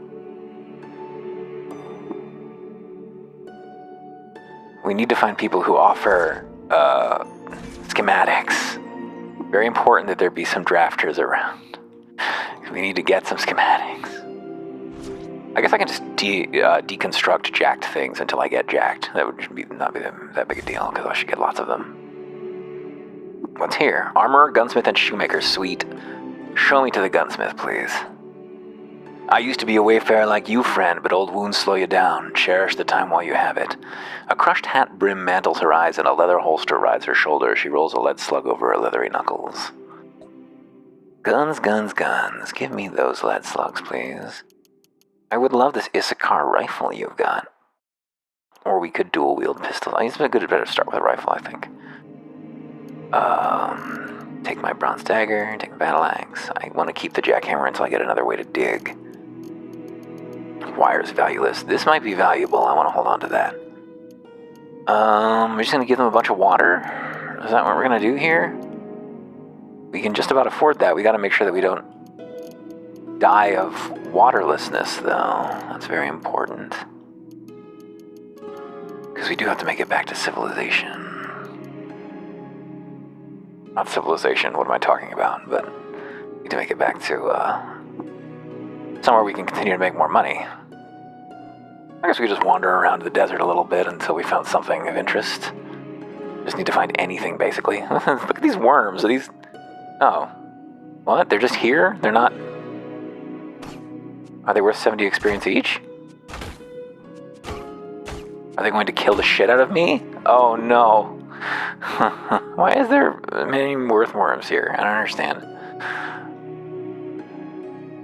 What if I... Bzzz.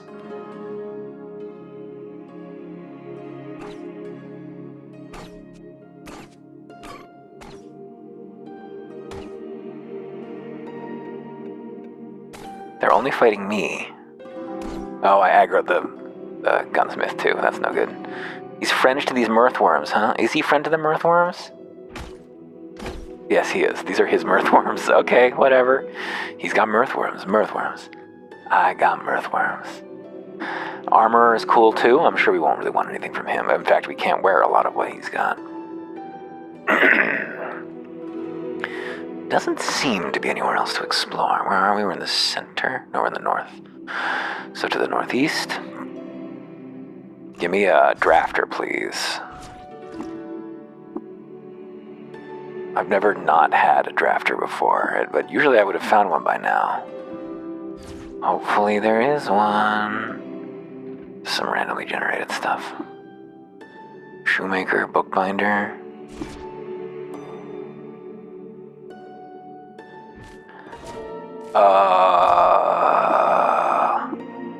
Apothecary, there's no drafter here. No one here sells fucking schematics. That blows. That's a real shame. Well, I guess we'll have to find someone somewhere who does. I don't know exactly where you go to do that. Here. Poor turtle is burning to death. Didn't miss one, did I? I'm used to getting like 2. I don't think so. I think there just isn't one. Oh well, on the bookbinder, check him out. What are you gonna say? Please inspect only the quality of the letters. I am not a librarian. The Mimic and the Madpole, The Origins and Nature of the Dark Calculus, and Fawns of the Meadow. These are all real books that we should read, but we can't afford them right now. You, please give me all your money. She'll complain if I take all of her water, I think. But I need some because I'm an amphibian. I'm too famished to travel long distances. Whip up a meal. What are you talking about? I'm not too famished. I wonder if you lose more water out in the desert there.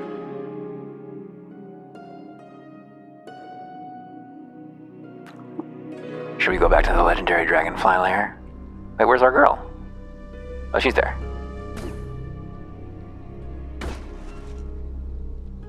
Carbide boots rusted? Oh my god, these fucking things.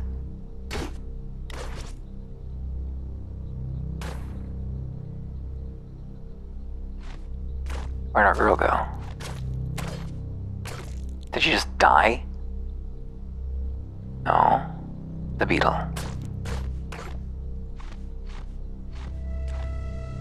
There she is. What's she doing over there? I guess she's fighting creatures that are flying, so she can't reach them. Oops. Let's go underground where the flying creatures can't actually fly. More goddamn kudzu. Is this the legendary? Oh, sweet. There he is. How's his reps? Hated by the Pudas. Oh, loved by grazing hedonists. Great. Okay, so we're gonna befriend this guy, I think. Sharp clicking. Your thirst is mine. Grazing hedonist goes up. Insects goes up. Pudas goes down. Oh no, the hugest assholes live and drink water sip.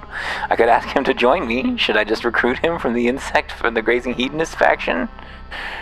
I don't think that he's going to be very good. So I'm disinclined to do so. Maybe we'll meet a better grazing hedonist at some point.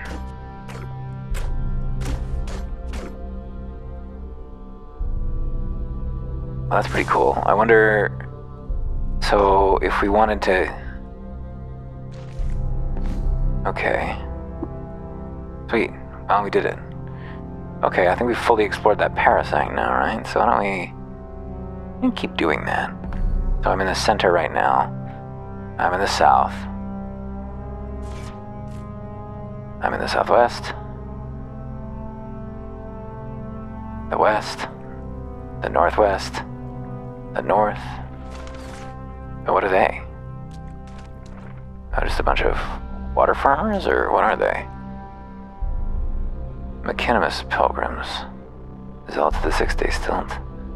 Gears and rondiers of all sizes are inked in the margins of his body, and his lips quiver in recitation of the Chromaic liturgy. The pilgrim wears a costume of humility, simple frock, wide-brimmed cap, cerulean scarf slouched back, and weary eyes. Northeastern quadrant, let's get this. Oh, is that fucking spores? Oh, am I not immune to spores? I'm a goddamn plant. Seems like that should be one of my rights. Oh, an asphalt leap. Cool, in case we ever need bottomless amounts of asphalt. Nowhere else to explore. This is the northeast part. The brooding rose puff cannot be moved. Damn, walking again through the spores. I don't want to get to a fungal infection. I want to know right now. Am I diseased? East. Southeast. Well, nothing there. This parasang is clear. There's fucking nothing in it. Wait, there was something in it? Oh, I found a lair immediately. A snapjaw shotgunner.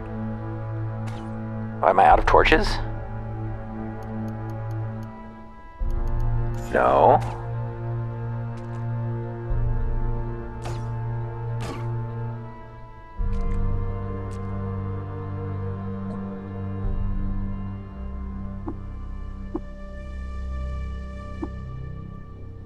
She's not using temporal fugue.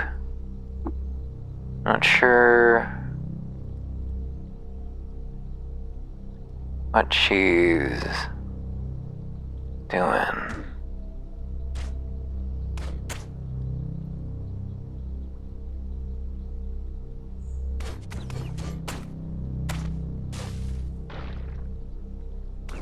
Bear. Oh god. Bzz. Let's wait until morning and bask, huh? Can we? Shit. That's a snapjaw gunner. Oh, I didn't switch my weapon.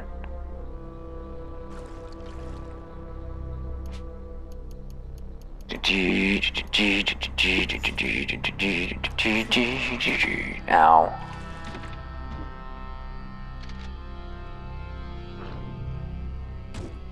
Boom. That's what I'm looking for.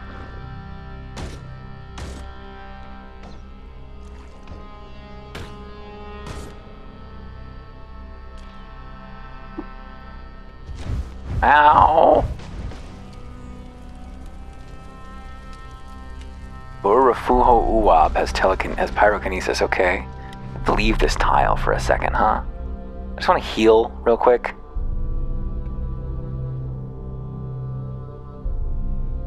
Also, I'd like it to be day. It is dawn now. So I should be able to bask. Sweet.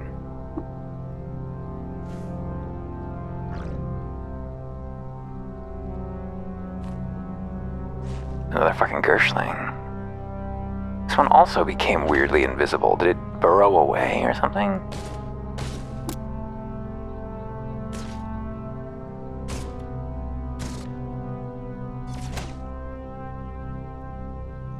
There's our Snapjaw. What are his reps like? Disliked by villagers, disliked by clan of the Schnitzel of the Legs. Okay, well, we're never going to be friends with Snapjaws now, but that wasn't likely anyway. Let's get this thing done.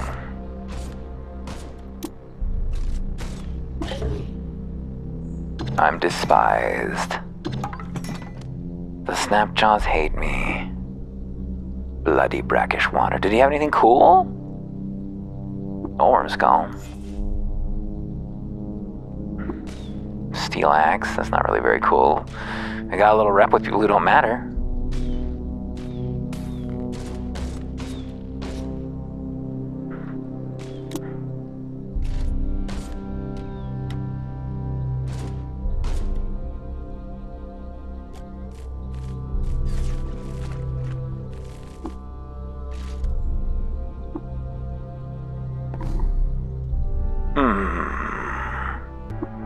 Let's study this whole tile. So the southeastern one was the lair. South central one is nothing. Southwestern one is nothing. Alligator that wants to kill me.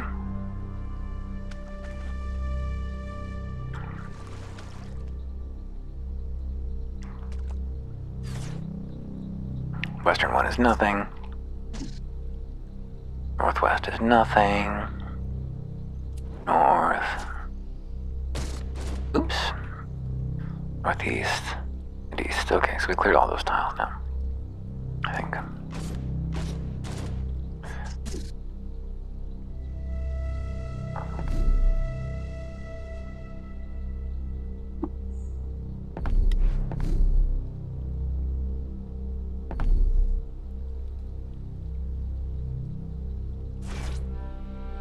South, southwest.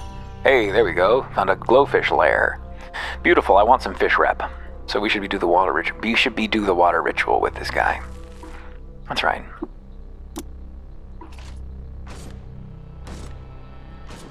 Am I hitting the right person?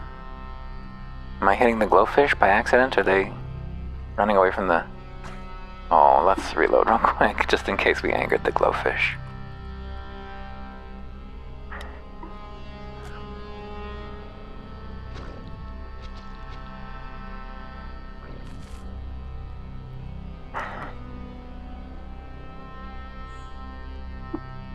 Save that game. Where could this legendary be? Where is our Snapjaw hiding? Keep looking. Not Snapjaw, our glowfish. Our little nobody. Have we found him already, for all I know?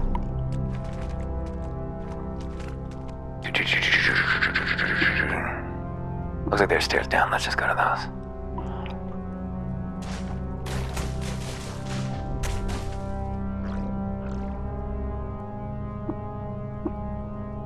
I'm wilted. Shotgun shell, yes. Weird artifact is a sleep gas grenade. Sweet. Oh. What was that? Weird artifact's disintegration. Oh, it disintegrated? Was it a disintegration mine? I've contracted glow crust on my right arm. Oh no, that's a catastrophe. We guess we picked up that fucking mudworm corpse, didn't we? Well, we can probably figure out how to cure this, I think. Do we have that, or not mudworm, the segmented mirthworm body? Didn't we pick that up? Where is it?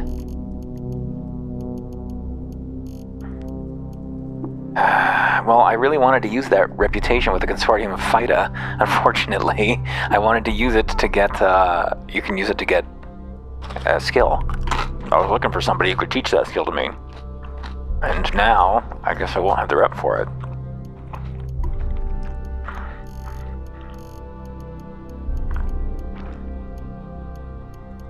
Where is it? The consortium of FIDA. Yeah, it was 190 and now it's negative 10. Boo!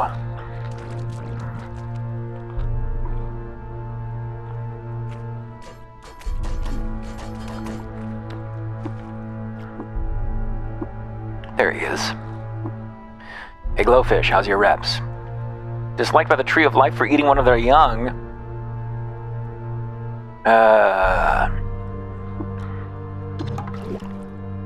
Oh, you need so much rep with fish.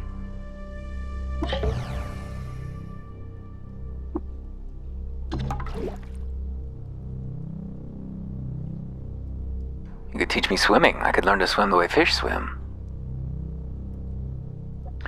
I guess I'll just keep my eye open for more fish to gain rep with, because we need to get our fish rep really high to not have fish attack us. Which was a goal, but that may not be possible given how involved it seems that would be. Okay, this is the western tile. Good. So this methodical searching thing is working. Northwestern tile. Northern tile.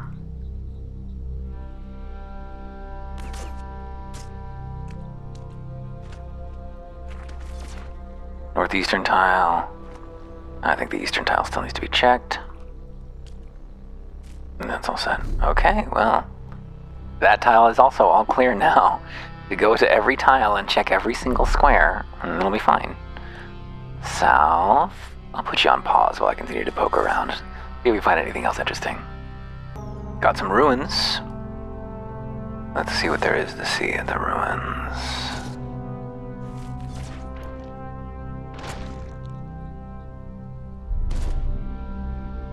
Please shoot the horrible thing, yes. I mean, kudzu is bad too, but...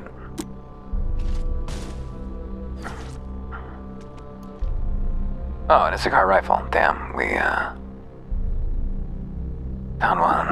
Here we go. Any points of interest? No. Okay, well, there's some ruins there. In the southern tile, southwest. Okay, you don't need to see this exploring part. Ooh, found some dromads.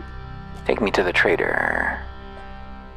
What kind of creature are you? I guess we do need to explore every tile, actually. It's not enough to just walk onto them. Oops.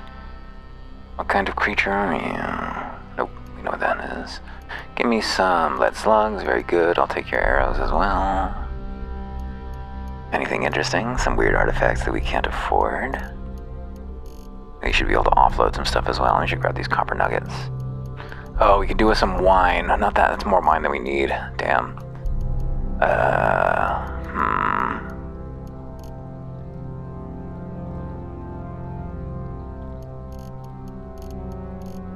Anyway, we're gonna sell out these things.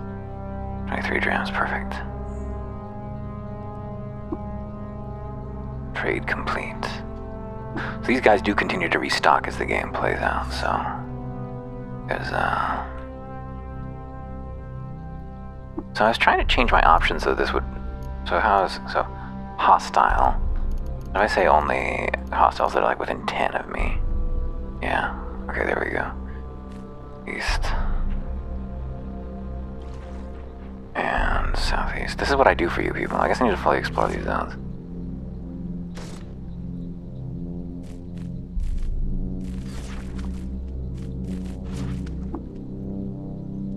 Alright. Hey, level up. Electrical generation up again. It's getting high. Photosynthetic skin not getting touched. And we do need a little more in the wings department. We got 2 points available. I don't know. Should we aim for tinkering 3 with nobody around to tell us how to tinker anything? Should we angle for that? Should we just increase our agility to be a better marksman? Why don't we do both of those? Agility and intelligence. That sounds good to me. That sounds wise to me. There doesn't seem to be anywhere to explore. I stumble upon some flattened remains. Find one of Argive's old apprentices. What with the disembowelment and all, is the achievement we just achieved. Flattened remains. Is the glow pad, or I guess it's under us? It's under us. Flattened remains. These appear to be flattened remains of some vainglorious humanoid. Vainglorious. Where's this broken thing? He's supposed to have a broken thing. What's inside it? Oh, we get some wire. More skull is worth something. Where's his item? He's supposed to have a broken pair of mechanical wings. Which he does not seem to have. Supposed to be implied that he fell out of the sky. Morrowind style. Some ruins. Ooh, green Quackesh.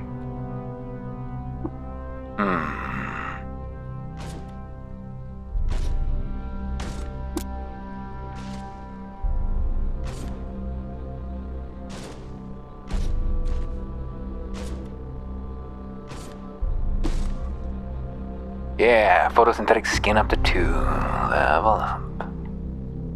I thought it spent our last point for us too, didn't it? On electrical generation? I swear it did. So this is supposed to be every... Oh, maybe not. Because we haven't spent those points yet. I guess we lost that. Sound the alarm. 159. Where's tinkering? There it is. Give me scavenger, please. Yep, and then next we will go for trash divining. That will also increase the value of exploration. We're finding stuff in trash already.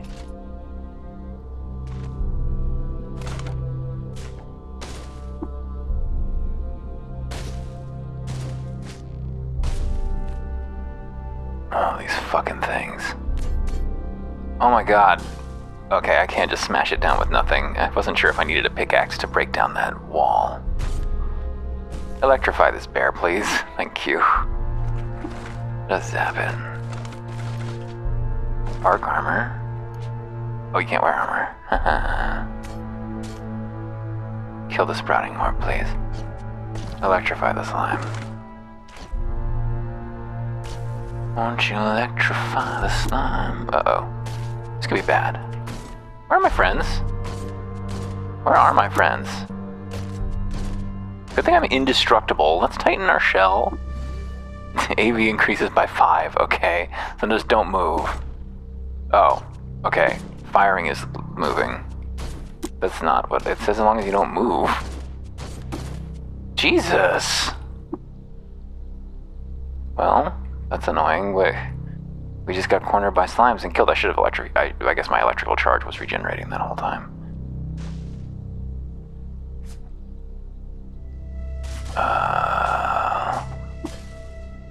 Electrical generation? No, hang on. I don't want it to be electrical generation again. Not to scum, but that's not. We should have saved after we leveled up. Electrical generation to 4. Wait, is it always going up to electrical generation? I thought it was going on. It went on something else before, didn't it? It went on. Yeah. Photosynthetic skin. Wings goes to 5. Sweet. I guess we can always scum to avoid wing. That would be really lazy, though. We just need 1 more point in wings and we'll be happy. And then we hope we never get any more points in wings at all.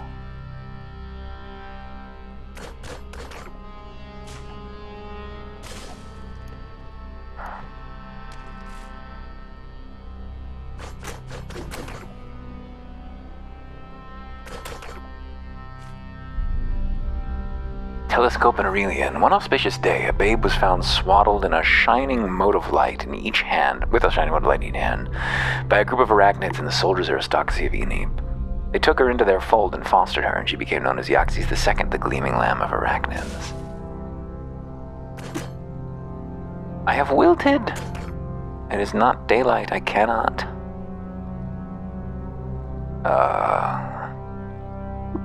Here we go. Ask.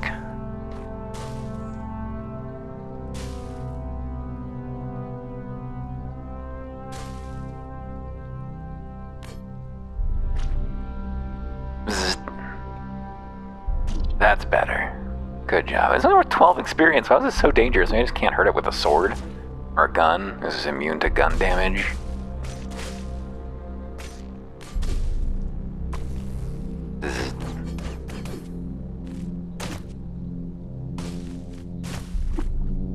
Anywhere down? No. Any points of interest? Oh, the shrine, of course. Well, that wasn't much of a ruin, was it? Oh, another lair on the same tile as an existing lair, actually. Legendary dragonfly. I think this is the south. Oh no, I actually went 1 up. I guess I wasn't counting correctly. Let me finish clearing out this one. Off. And then over here is the... What is this? Chitinous puma. Hex plates of firm and mingled fungus fill raise the plane of fur across the cat's back like meadowed mesas. They're rubbing against each other, sounds like blades of grass. What if I flew and just shot you?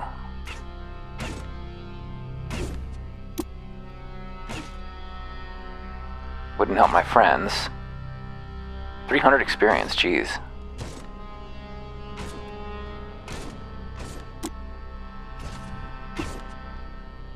He died. No, he can't die. Damn it. Damn it. Damn it. Fuck. God damn it, this is the long way back. Fuck. I don't think we found anything else after that, though. Just this one here. Oh, Dromhead Caravan, nice. Show me the Dromhead Trader. We are greeted. What do you desire? Wooden arrow. Anything especially interesting? A glow sphere. We can't really afford that. Do we have anything, even? We're like not really kitted out in cool stuff. We got a couple of things.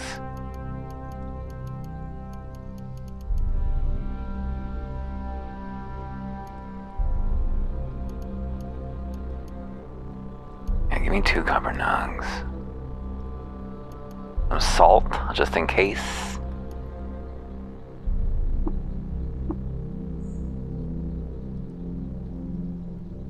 A lava weep, wow. That could be valuable. Where's the lair? There it is. Where's the chitinous pumas? I want that 600 experience back.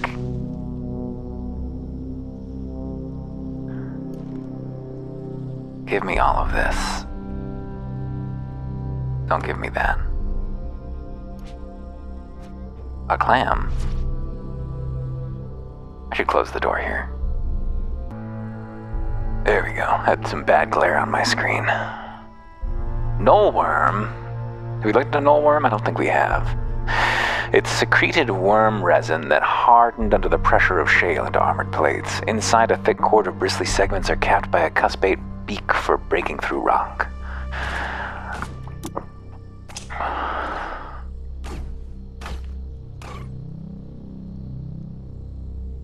Nice.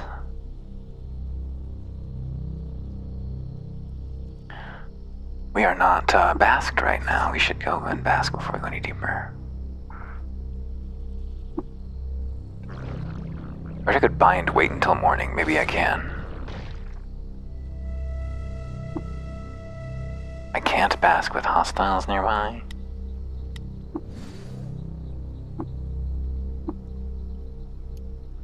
Let's take harvest plants further down there so we don't accidentally... I just accidentally toggled it off. If I hadn't noticed, it would have been really bad.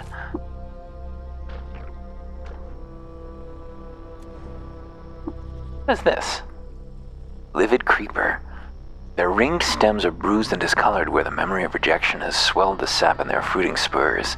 They slink across the vertical plane, greasing their canes in lubricant and then dissolving them with a frying hiss. Very well. Yeah, it's laying defoliant mines? Wait, what is it? What kind of mines are they? Sleep gas. Alright, sleep gas is annoying, but not actually all that dangerous as long as there's no other hostiles around.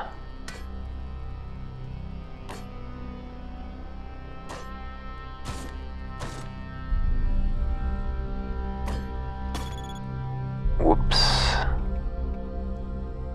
Oh, I did kill the miner. It was worth 225 experience. Yeah, knocked prone by just falling over to the gas mine. Thankfully not a very dangerous floor. Yeah, but where are the rest of these? Were there more of these droids? Can I kill them?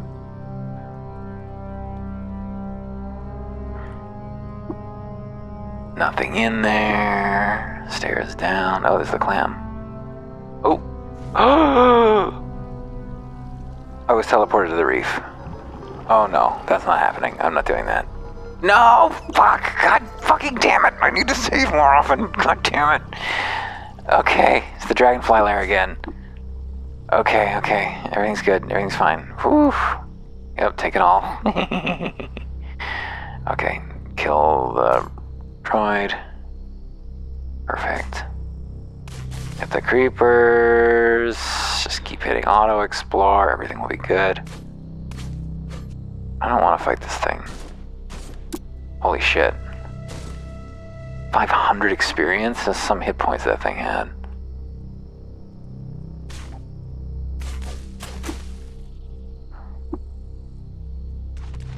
Are there any other livid creepers to kill?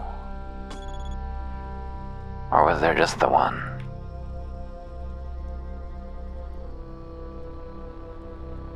No, just the one, I guess. Don't step in the fucking clam. Okay, I'm fast.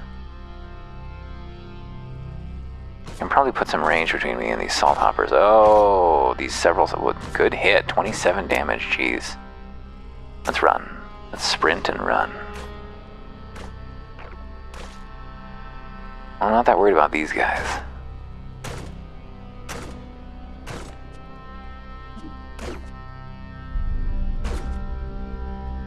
Sweet. Wow.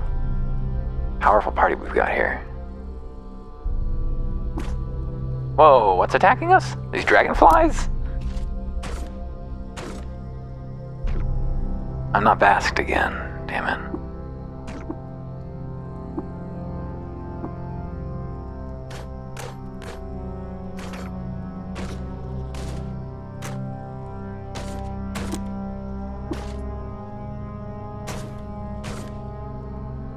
Jeez, okay.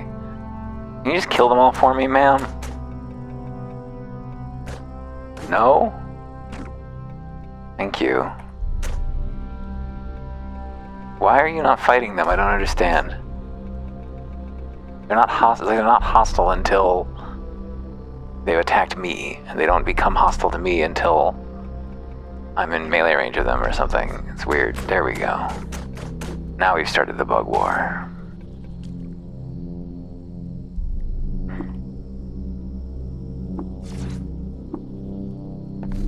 Oops.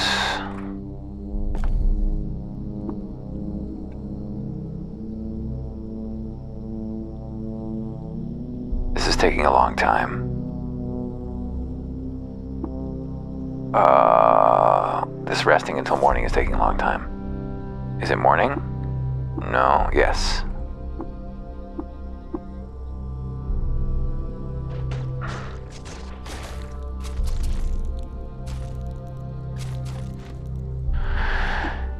Oh, these beetle bones are probably worth some experience.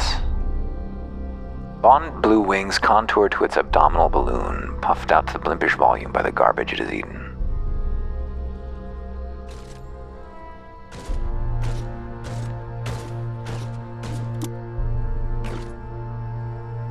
$200.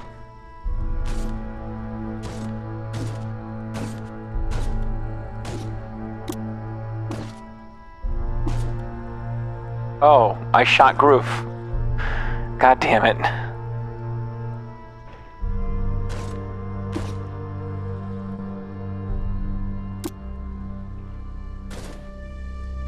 Kinda hard to run and gun while you've got melee allies.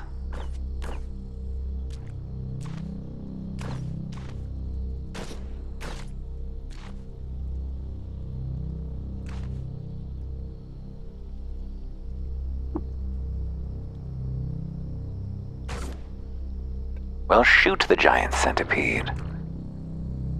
My goodness. There's hostiles nearby? Where? Okay.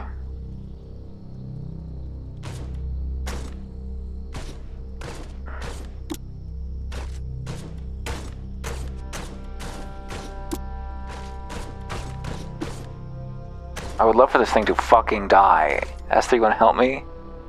Okay, whew.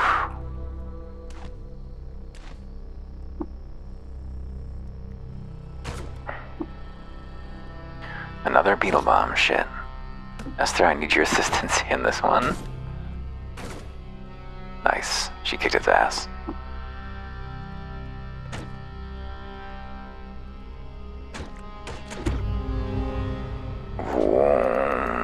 Should we put it in a wing so he can't fall anymore? Should we put it in multiple legs so we're ridiculously fast? We should put it in wings so we can't fall anymore. It's fine. It's fine. We won't be... Damn, that 6th point is really valuable, and then after that, the value is going to really fall off. We'd be so much better served to just not worry about it and wait until we get a random mutation to improve it. I'd probably be fine. I think that's the smart play. Probably doing that already would have been a smart play. Unfortunately, so the quickness is really the only boost we're getting here because I was originally going to do regeneration in this build, and then I didn't. So the healing rate bonus is not really serving us all that well. Multiple legs and carapace. Carapace we can advance. Yes, a whole extra DV. Hell yes. We still have those 2 attribute points because we kept reverting saves after we spent them. Okay, how about skills? We got lots of skill points. So scavenger, we never got that. Rifle through trash, so we didn't get any of that trash. We didn't get any of that shit of that ruin that we found. Disassemble is also really important for weight reasons. Perfect. Yeah, that's all that we need for now, I think. Show me to the clam. Defoliant grenade, that will hurt me. Because I am a plant.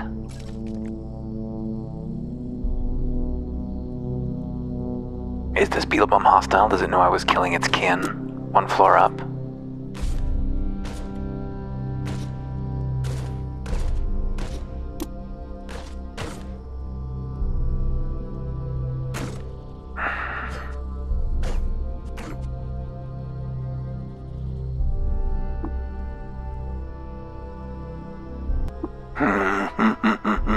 A thought about Esther's limbs just crossed my mind. If she ever gets dismembered, we're gonna have to grab. Man, maybe we should use a non-green sprite. It's supposed to be red. I don't understand why it's colored wrong.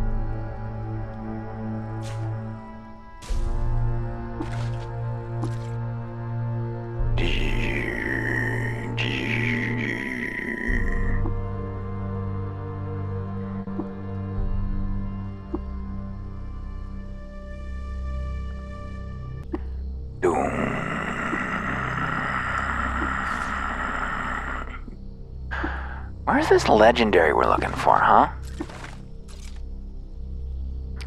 Shrine to Reshef. In 2AR, Rebecca died of glot rot, and on her deathbed, Reshef forgave her and absolved her of sin.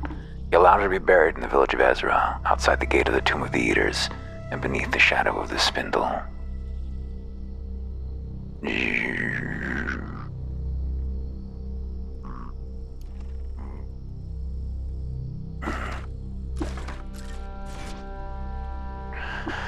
Crude Toga. Alright, legendary dragonfly. What are your reps like? Mollusks don't like you. Worms like you. Loved by grazing hedonists and insects. Mollusks isn't useless. Admired by worms? I don't think that's useful. Grazing hedonist stuff is fun though. Insects? Mollusk was already really low. Village of Ezra, whatever. Worms is going up. Live and drink water sib. Got anything to trade? You could ask this insect to join us instead for another 92 reputation. I don't think so. I'm going to keep stacking that insect rep. Or grazing hedonist. I guess he's a grazing hedonist. Maybe there's a powerful grazing hedonist somewhere we could recruit. Maybe I should look. Okay, I should fully explore this tile probably. Just because here I am. I got spored while I was flying? Spores can fly? That doesn't seem likely to me. I can't fly over fungus? They're that tall? I guess the fungus are incredibly tall. An inkweep? Wow. That could be useful. There's things that ink is used for. It's good that to know we can always get ink. A honeyweep? Wow, honey, lava, and ink.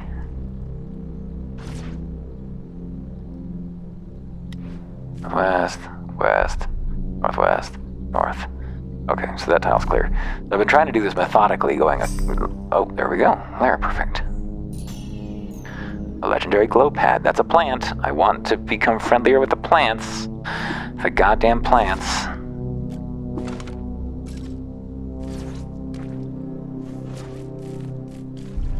I need some gear is what I need. I should go and wander the desert and find some Isakari to kill.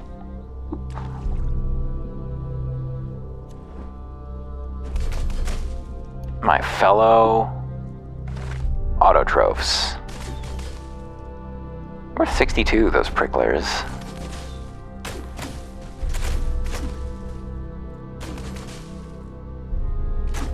Those pricklers.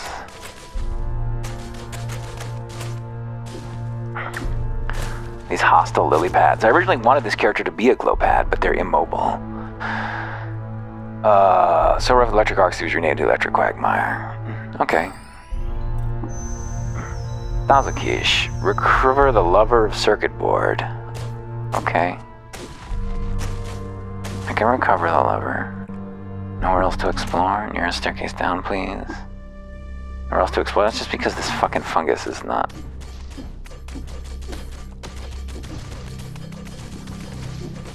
Oh!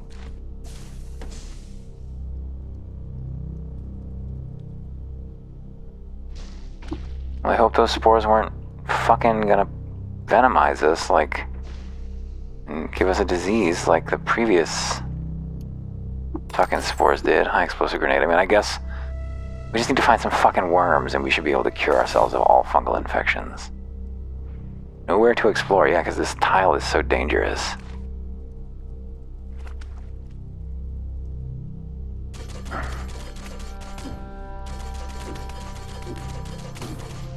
Is it gone?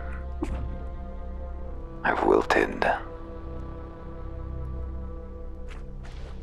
Is this the legendary one? Yes. Tell me about your reputations, legendary glowpad. Disliked by the kith of, hated by equines, admired by the children of mammon, and loved by flowers. I don't know who an equine is, even.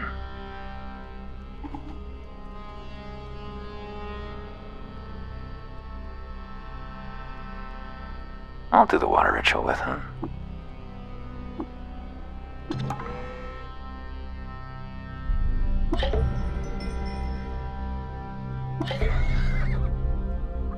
Horses. Oh, you can teach me persuasion, whatever that is. I could have him join me as well. I'll have him... what is persuasion? Oh, is that just the overskill? You would teach me the 100-point overskill in exchange for... I don't really need these skills, unfortunately. That's not worth it. It's a persuasive flower. I can't figure out how to get here safely yet because of all this fucking poison gas that's just flooding this space. Please. Alright, well, we made our way through that one. Let's head back up to the surface and keep poking around. Don't have anything to spend, do we? No, I don't think so. Those skill points really well. We should probably grab the rest of wayfaring. Just so we can go everywhere. Hey, wayfaring. Yeah, give me the ruins. Easier to walk over them by mistake. They kind of scatter the map. Alright. Oh, nope, famished. Yeah. Yes, go to it, it's fine. Wouldn't want to waste fire. Okay. Discovered the red cashur.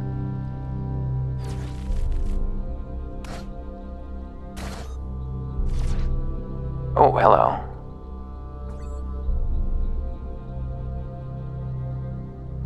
Now, we are gonna need to save up some skill points here for some longsword skills, because we're gonna need that disarm bullshit going on. No, I don't want that. Not if it'll put me over my weight limit. No, obviously. Obviously. Oh, I'm overburdened now. Alright, Esther. Can you carry some shit for me here, please? I don't have that much. In fact, I barely have anything. The kudzu stems are the heaviest thing I'm carrying, I bet. Take the jackhammer off me, won't you? Oh, there's a bunch of... We were carrying around some armor, too.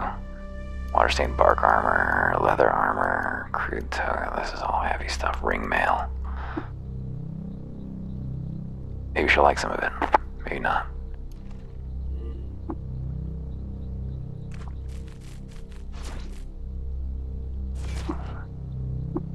No way down, that's it. That was all there was to it. Alright, keep moving. Ooh, another glow pad. So will it also just be able to teach us persuasion if it's got a skill to teach? Let's just explore here real quick. Slimes. Slimes, get 'em. More ring mail. Gonna be overburdened again here soon. Uh-oh, that's one of those slimes that kills me every time. Looks like they're fighting it, which is all to the good. Just shock everything. You kill that horrible oh, the glow pads aren't even hostile to me. That's nice. That's nice. It's nice to feel appreciated by glow pads. A thistle, a nullworm. There's so little going on down here, really. Just wandering around, hoping that we'll find something more than nothing. So why is this guy not being ignored? He's average. Maybe I should set average. So how does this automation work right now? Automation. Yeah, difficult threshold for ignoring hostile creatures. What if I call it tough? I've contracted wax flap on my left arm. Good. Good. What does that do? -2 quickness. This item's... And still more reputation loss with the consortium of Phyta. And more gained with fungi. A wax-sweeping fungus has encased the appendage in a lucent cast.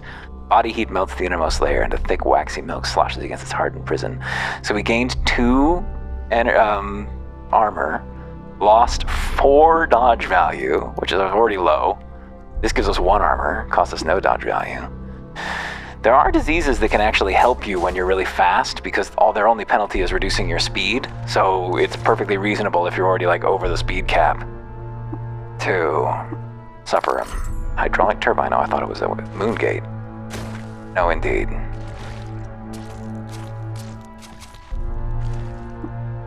Nowhere else to explore. Nowhere going down. There's our glow pad. Check your reps. Just like by Beetles. Oh. Well, Beetles aren't very useful as a reputation. We don't want them to be angry at us, I guess, but... yeah. I was 50 rep with Beetles. Yeah, he wants to teach me persuasion still. I don't need any of these things. Just defending Beetles for no real reason. Just to make flowers like me more. Why not? Flowers dig me. Flowers adore me. I think I've checked every tile here now. Let's move. Oh, no. Another legendary glow pad. Okay. Here's our boy. We found a secret on our way here as well. Where is this one? What are your reps like? Antelopes don't like him. For refusing them entrance to a local library. Okay.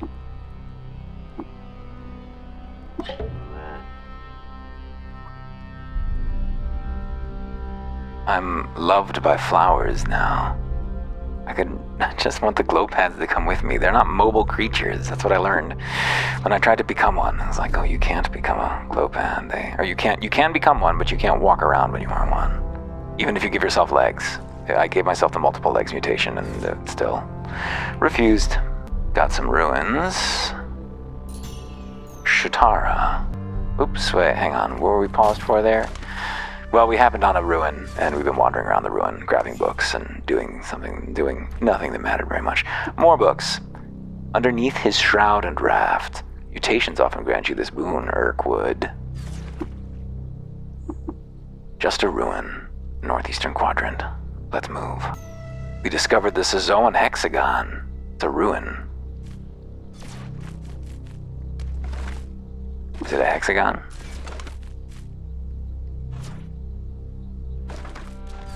Doesn't seem like it's got much by way of a loot.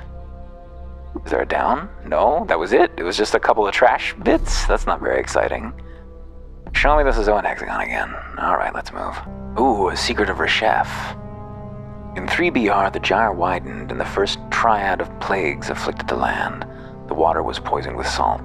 Gerslings ravaged the fruit and wheat, and tongues rotted away in the mouths of kith and kin. Reshef walked below the chrome arches and healed the sick. Well, let's go get that. Let's not just leave it there. Let's take it with us. Oh, I'm overburdened. I am overburdened. Trade with me, ma'am.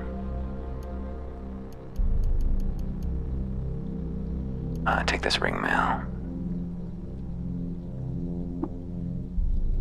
I think that'll do it. Zoop, zoop. Oh.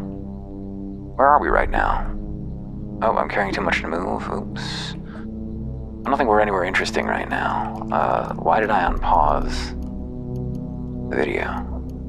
Why am I playing it right now? Take these flounder baits. Why am I carrying a snapjaw corpse? That's gruesome. Let's get rid of the snapjaw corpse. I don't want to eat it. Drop it. That's all I want. Okay. Forgotten ruins. Unnamed. A lot of trash in some of these places.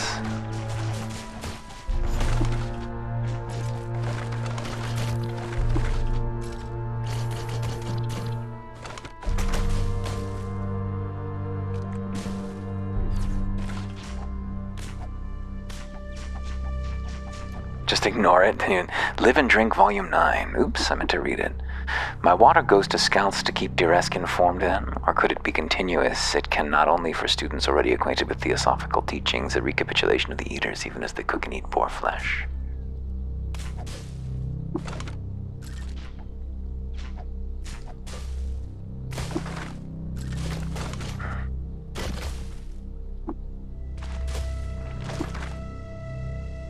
Nothing else to explore, nothing of interest.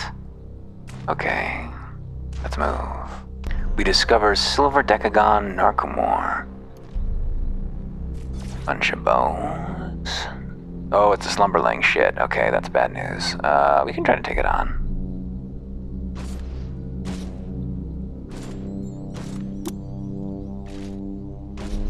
Why is he stunned? Photosynthetic skin increase. Nice. Psst. How much damage did we? Did 8,000 units of discharge. 25 damage to the slumberling. Not that much, but pretty good.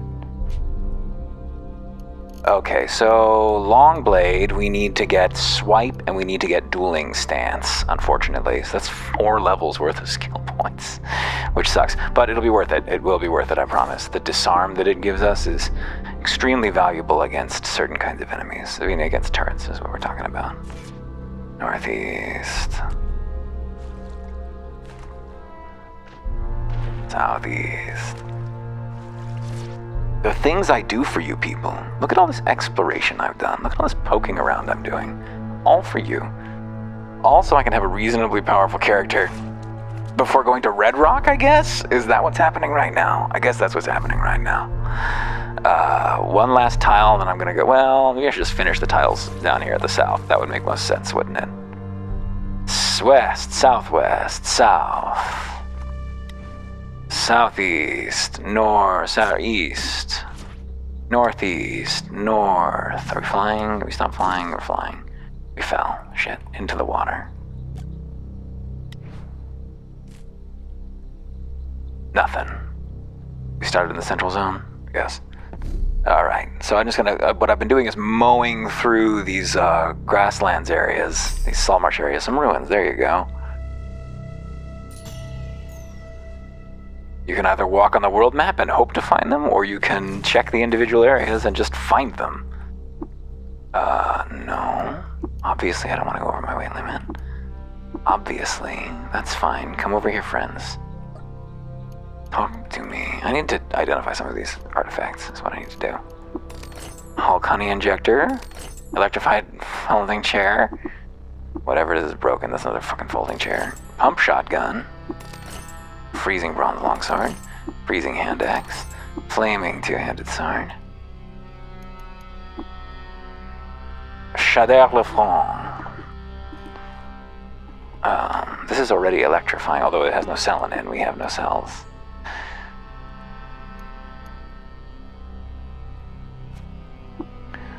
Whoop.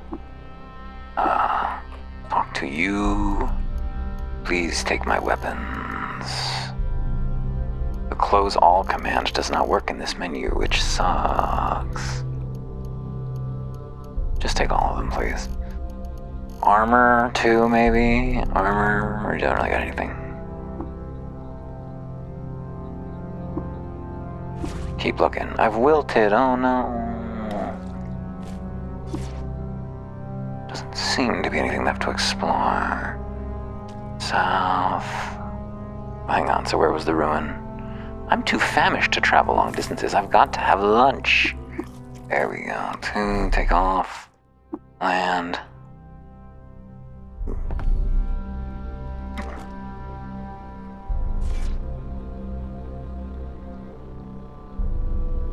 What's this? Just a way into the ground? It's not a location? We shocked everyone. Great.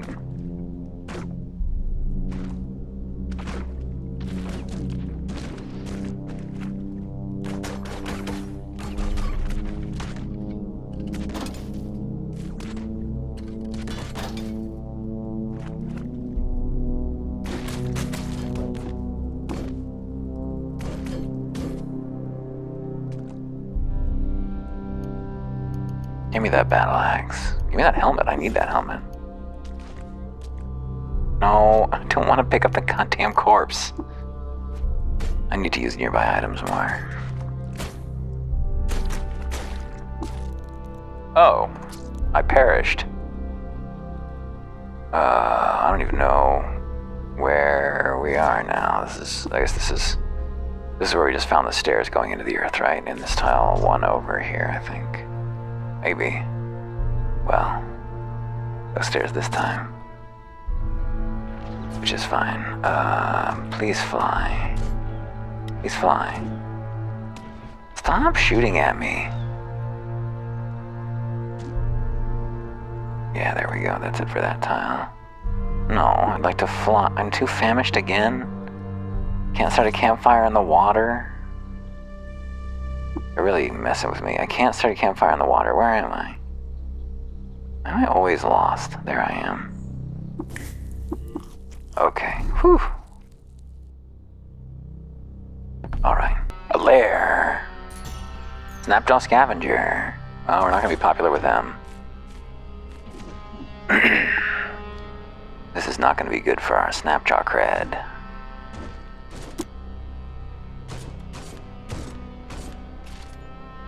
I think it'll be okay, though.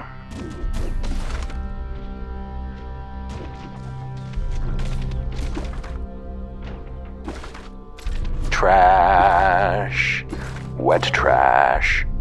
Uh-oh. Why did I get... Oh, did I kill him? Wow. Warden's rep. And Cult of the Coiled Land. That's not very useful, but Warden's is good. I guess he died. Hello, Arcanaut. Chat. Puts a finger to his lips. Let's trade. He's got a chrome revolver, that's pretty good. We can't really afford it now, I don't think, at the moment.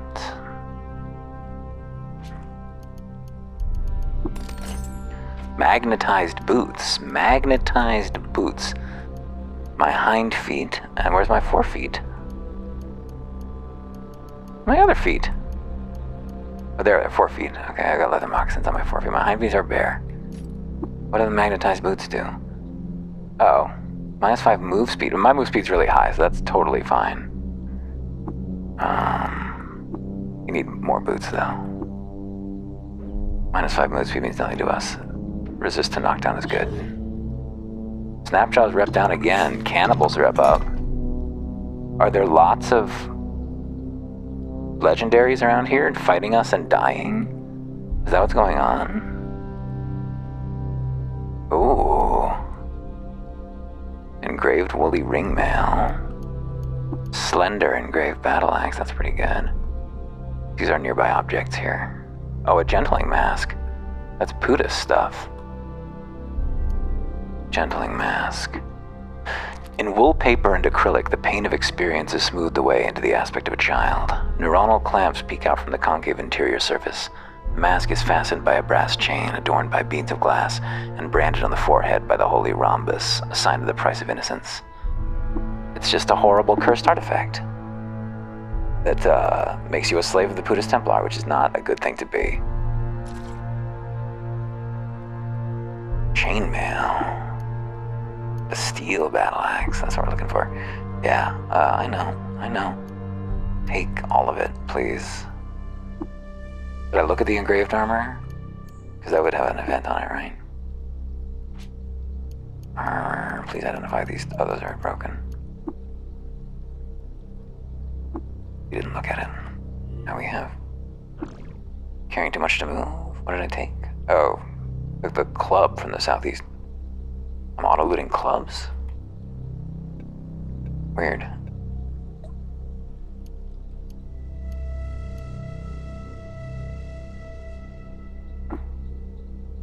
Oh, you know what I need to do is to get cooking for preservation. What I need. Because I need to... shame. But...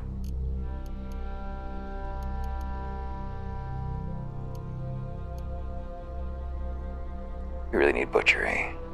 It's really wasteful not to have it.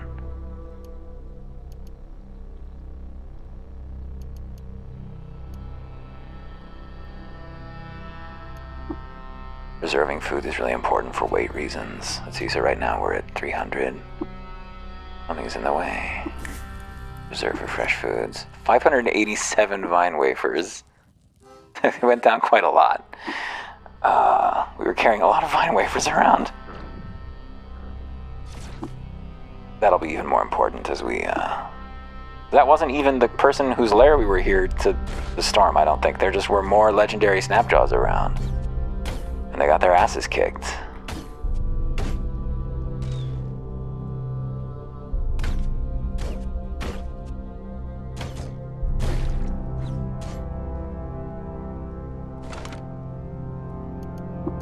Daggers are really good value. This is all good. Ooh, one auspicious day, a tinker found a babe with a mouthful of logic outside his workshop. Nothing to take. Aha, there's this legendary Snapjaw. Do I have another grenade, maybe? What kind of thrown weapons do I have? A thermal grenade or a sleep gas grenade might be kind of funny. Thermal grenade, I'll throw a sleep gas grenade.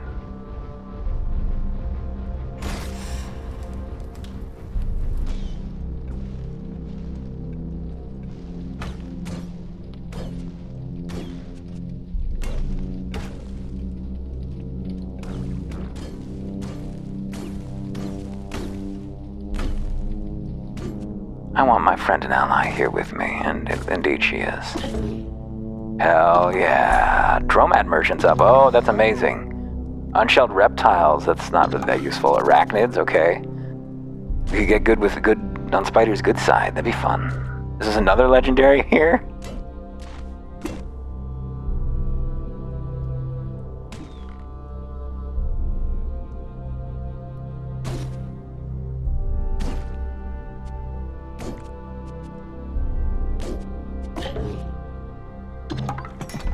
Village, a cult, Kith of the Ivory Glass, that's a cult as well, I think.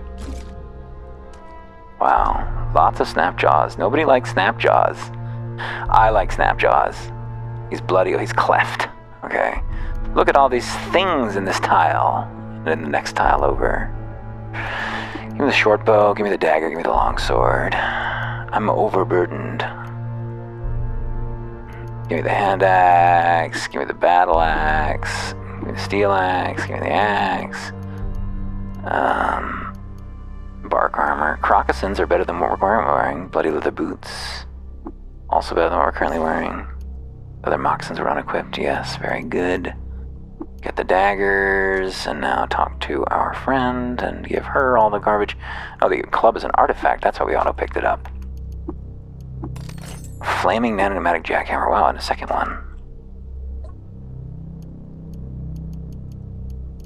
Okay, where are we at? Armor's not got much in it. Strange tube's broken. We should just drop that fucking chair.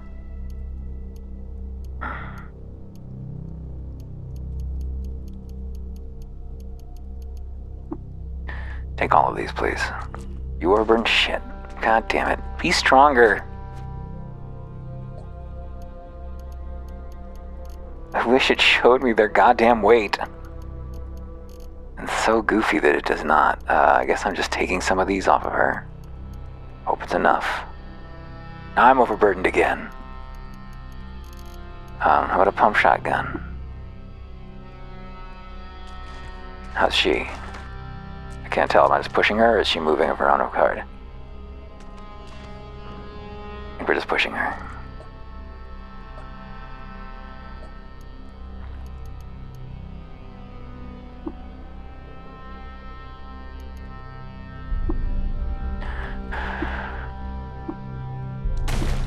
Uh-oh.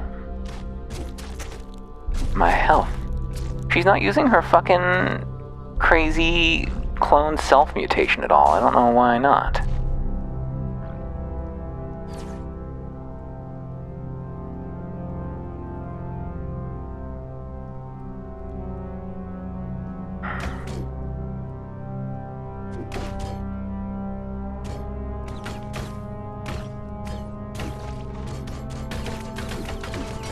Oh, we died. I was not paying attention to my health there. Whoops. This is after I did gear management, I hope. Hope I have the sense the gods gave a pigeon.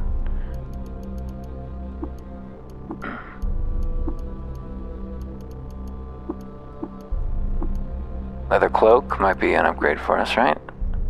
I don't think we were wearing anything. I'm sure I'm overburdened now. Let's talk to him. He's not carrying like fucking anything. He can carry a bunch of weapons.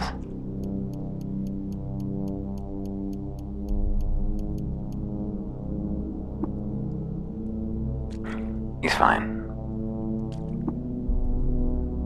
We're not healed right now. We're injured.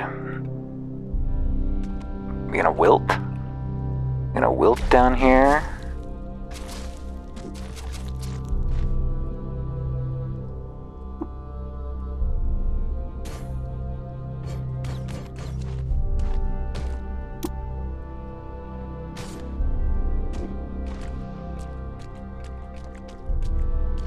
What's going on here?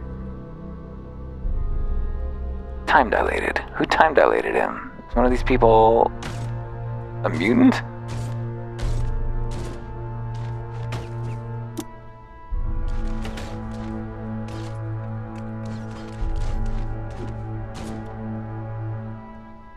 Ooh, a lacquered two-handed steel warhammer. Ooh. So, if I choose ingredients to cook with, starch and lignin, okay.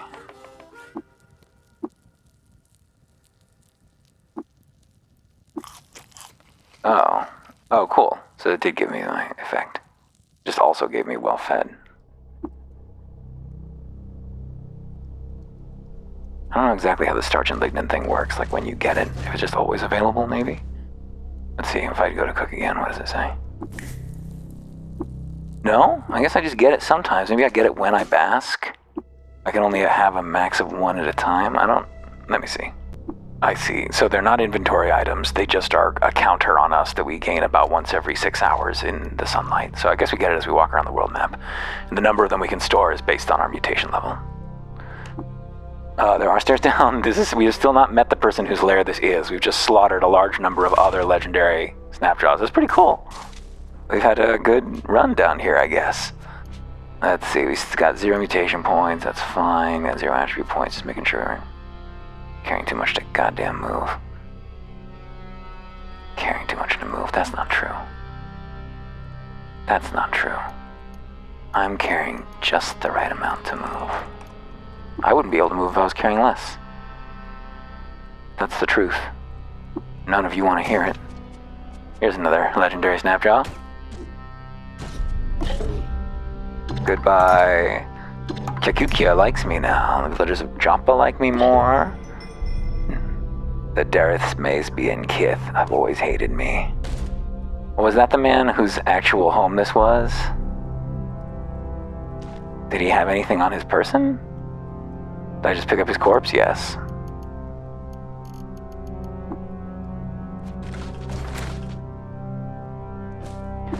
It's an old tradition to electrocute bears. Ooh, a painted amber-tipped staff. At a remote workshop in the Jewelers Republic of Dazakish, Dareth Masp tinkered an artifact that evoked the presence of a computerized circuit board. He named it the Lover of Circuit Board. I know where that is. Not off the top of my head, but I've found that secret. Give me this bronze two-handed sword. Umber frock, a staff. I want that staff. Is this an illustrated staff? Where's the fancy staff?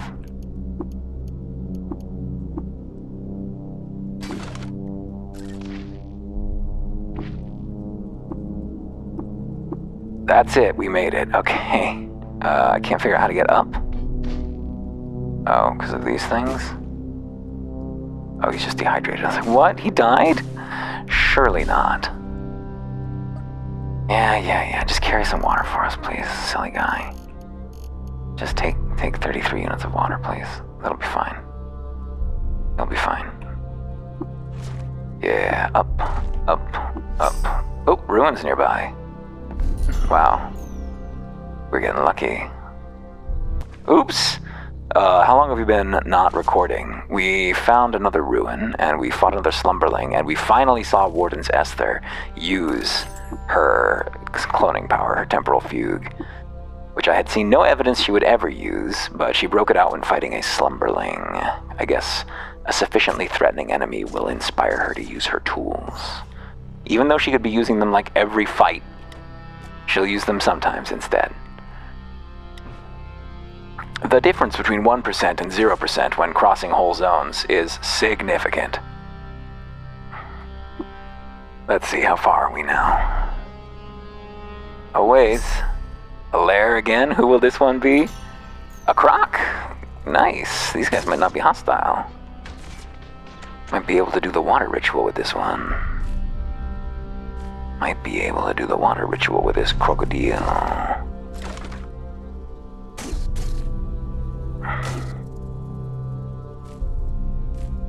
Oh, there we go. Visit Kibal Scientist Home.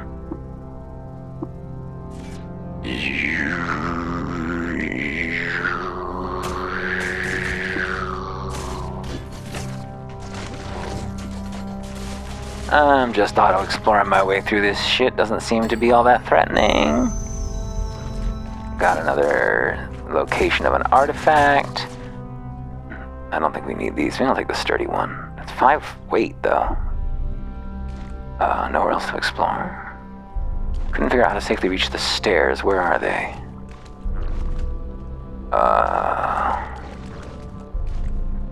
Kills this dreadroot. Kills this dreadroot. Oh, I should take it. Nothing to take. I already took it. Kills this dreadroot. Kills this dreadroot. They do. They're needed for making tonics to heal yourself with. So any dreadroots you got is a good dreadroot.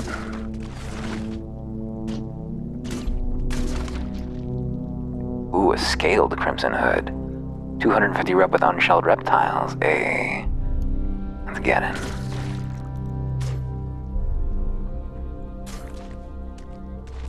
Maybe we can use that to recruit this crocodile if we feel like it.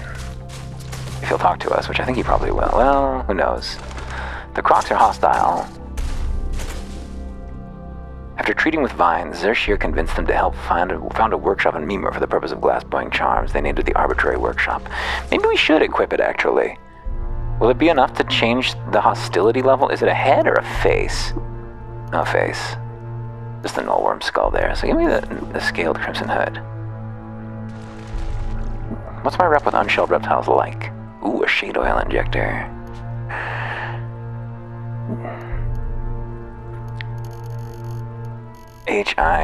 Unshelled reptiles. Still negative 25, so it's not great, but they shouldn't be too hostile. Well, where are the stairs? There they are. Why can't we get there? These guys.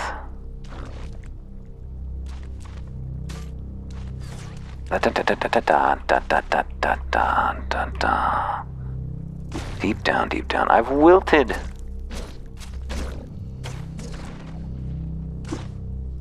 Doesn't seem to be anywhere to explore from here.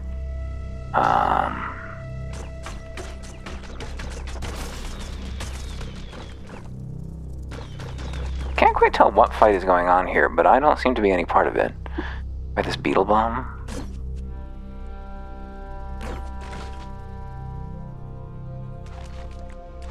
Is this the legendary croc?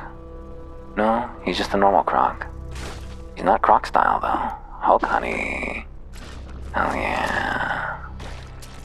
Impaled. There's the croc. Hamakatl, legendary croc.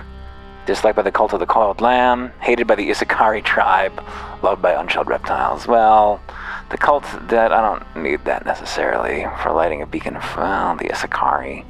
The Isakari are much cooler than crocodiles, don't you think? But I can probably just recruit. Well, and I have to do the water ritual to recruit her. What if I just killed her? What if I just made enemies of the unshelled reptiles?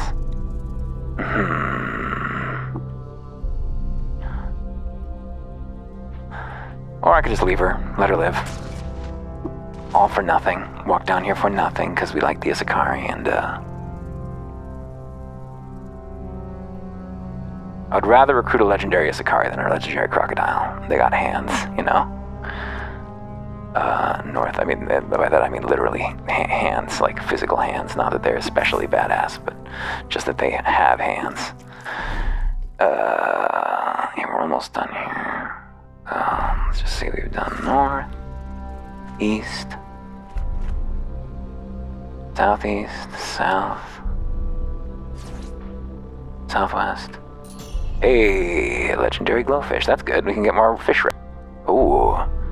So I aggroed the fish, unfortunately. That's a sad thing, but not the legendary fish. I just got another 100 rep out of the legendary fish, and I was musing on the sadness that they don't have any secrets that are of interest to fish, so I can't boost their rep any further.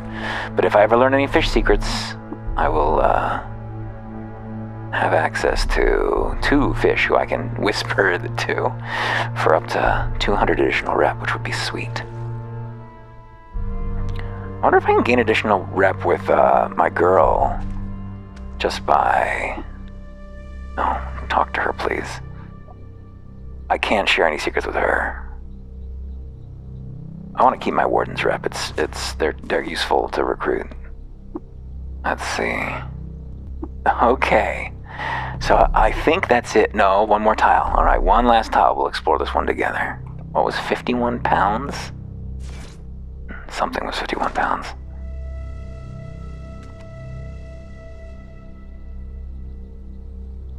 South, southwest, west, northwest. Oh, oops. I keep fucking up my play pause. I'm not sure how. We found some more Reshef lore. In 2BR, the gyre widened, and the second triad of plagues afflicted the land. The legs of kith and kin annealed to iron.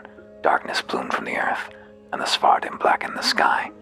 Reshef walked below the chrome arches and healed the sick. Well, I wasn't expecting that necessarily. I wasn't expecting anything. A crocodile? Off tasting it's not sentient. I have wilted. How much slower do I move?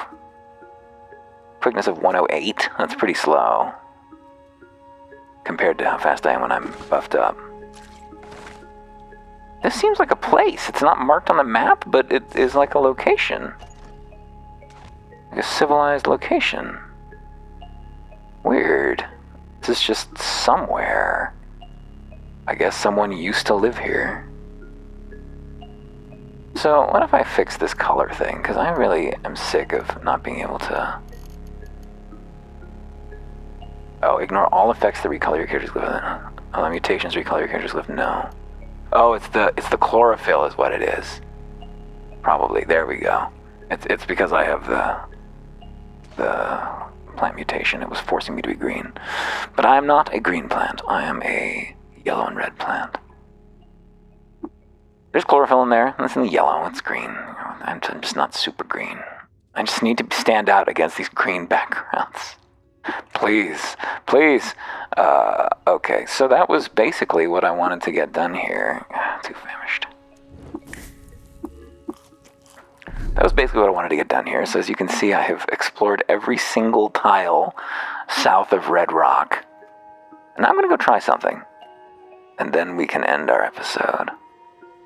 I'm going to try... Well, first we're going to go... What are we going to do first?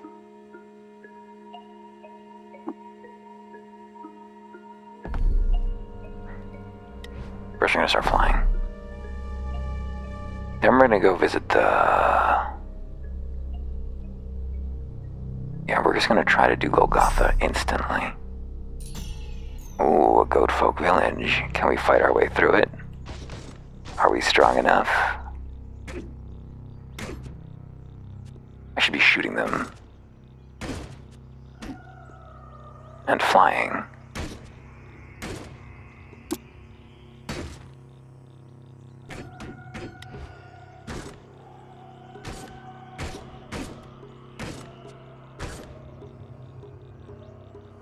Yeah. Carbide longsword, sweet. That's an upgrade for us. Hell yeah. Big upgrade.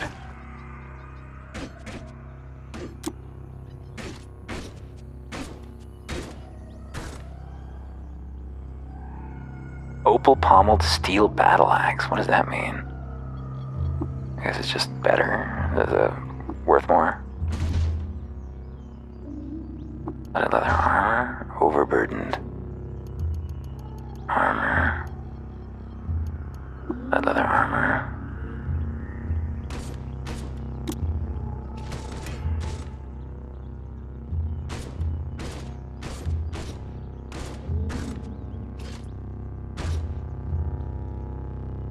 I hit Warden's Esther even though I'm flying. Damn.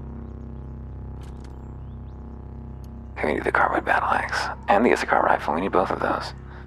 I'm not overburdened. I'm not carrying too much. I'm just carrying a little many. That's carrying too many. Get your grammar right. I'm carrying a lot too many. It's not that important. Is she overburdened now? Yes. We're all overburdening. Well, can she still travel on the world map when she's overburdened? This is my question.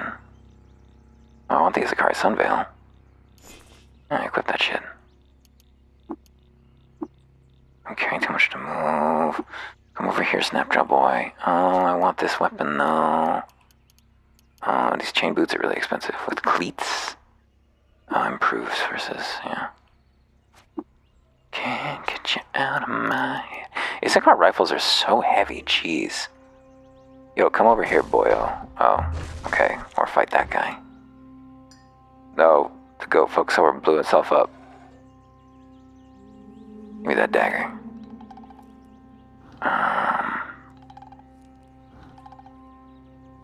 So can we still travel over the world map here? This is my question. Yes, investigate the ruins, please. The Blue Shumnu. Yes, ruins. Forgotten ruins. Dromad Caravan. Yeah, take me right there. Take me to the Dromad. Oh, I wish they had a designer dude here. Crysteel boots. That's a very expensive item. She did come with us. Okay, that's good news. Please, let me see what he's got. You got anything useful? Floating glow sphere. On the other hand, we can just have a glow sphere in our... Yeah, we don't really need one, frankly. Crysteel boots are quite good. Lead slugs we need, of course. We just need the slugs. I don't think we need the arrows at this point.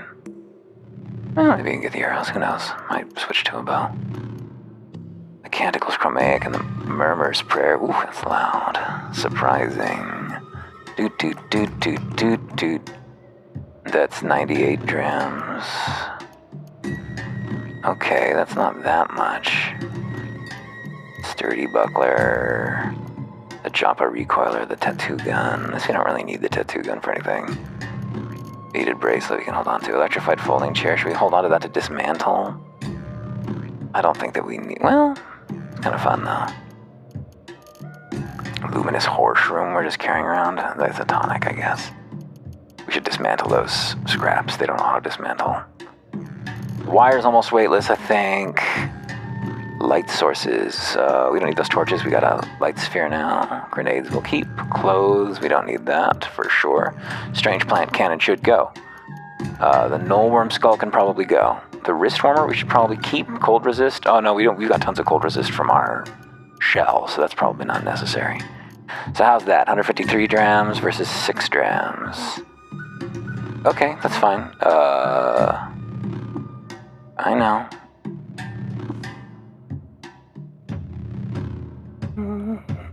Do do do do do do do do do with his worms. I love the smell of cordite. How's my weight? Because a little better, not a lot better. Do I want that chrome revolver? Do I even want it? Do I want to go to the gunsmith, to the armorer rather? Ba-dum bum bum bum ba-dum ba-dum ba-dum ba-dum bum bum bum ba-dum ba-dum ba-dum ba-dum bum bum bum ba-dum ba-dum ba-dum bum bum ba-dum ba-dum ba-dum bum bum ba-dum ba-dum ba-dum bum ba-dum ba-dum ba-dum bum ba-dum ba-dum ba-dum bum. I do have a basic toolkit. I got 2 basic toolkits. I should get rid of one. Bum ba-dum ba-dum ba-dum bum bum bum ba-dum bum ba-dum ba-dum bum bum bum ba-dum ba-dum ba-dum bum bum bum ba-dum ba-dum ba-dum bum bum bum ba-dum ba-dum bum bum bum ba-dum. Walk a few parasangs in my shoes, friend, and you'll wonder how you ever did otherwise. Should I get chain boots? It's kind of shitty. Got those cool carbide boots over there.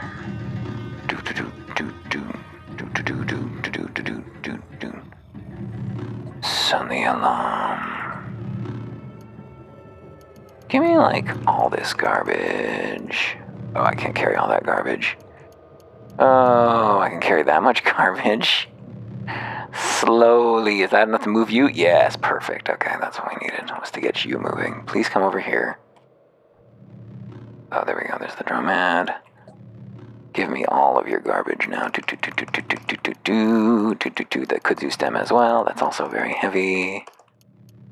We should hold on to one of these nano-pneumatic jackhammers. I got a plan for him. Send the alarm. The willowy shield, the pump shotguns, all exactly perfect. Everything, basically. Trade. Okay, so what is all that garbage I just summed up worth? Probably not that much, really. Yeah, the ring mail's only worth 7 each at the weight that I'm sure that it is. That's not what we're looking for. And then all the weapons. There we go. Oops.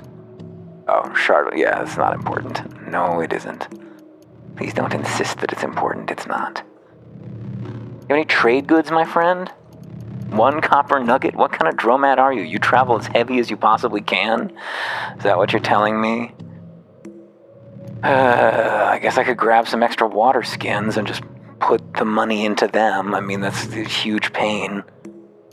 I don't want to do that. I would rather trade for something good. Oh, Crysteel Longsword.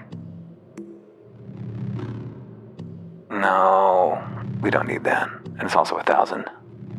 You know, easier to afford.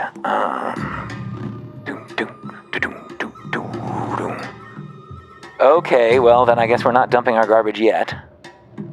Come here, let me just give the garbage back to you. Here you are, hundreds of pounds of garbage. I'm sure you're happy about this. It's not important, I promise. How is this possible? We're still overburdened. Oh, the pump shotguns. Okay, that's a really heavy cheese. There must be someone with something worth buying in the stilt. There must be. That's the whole point of this place.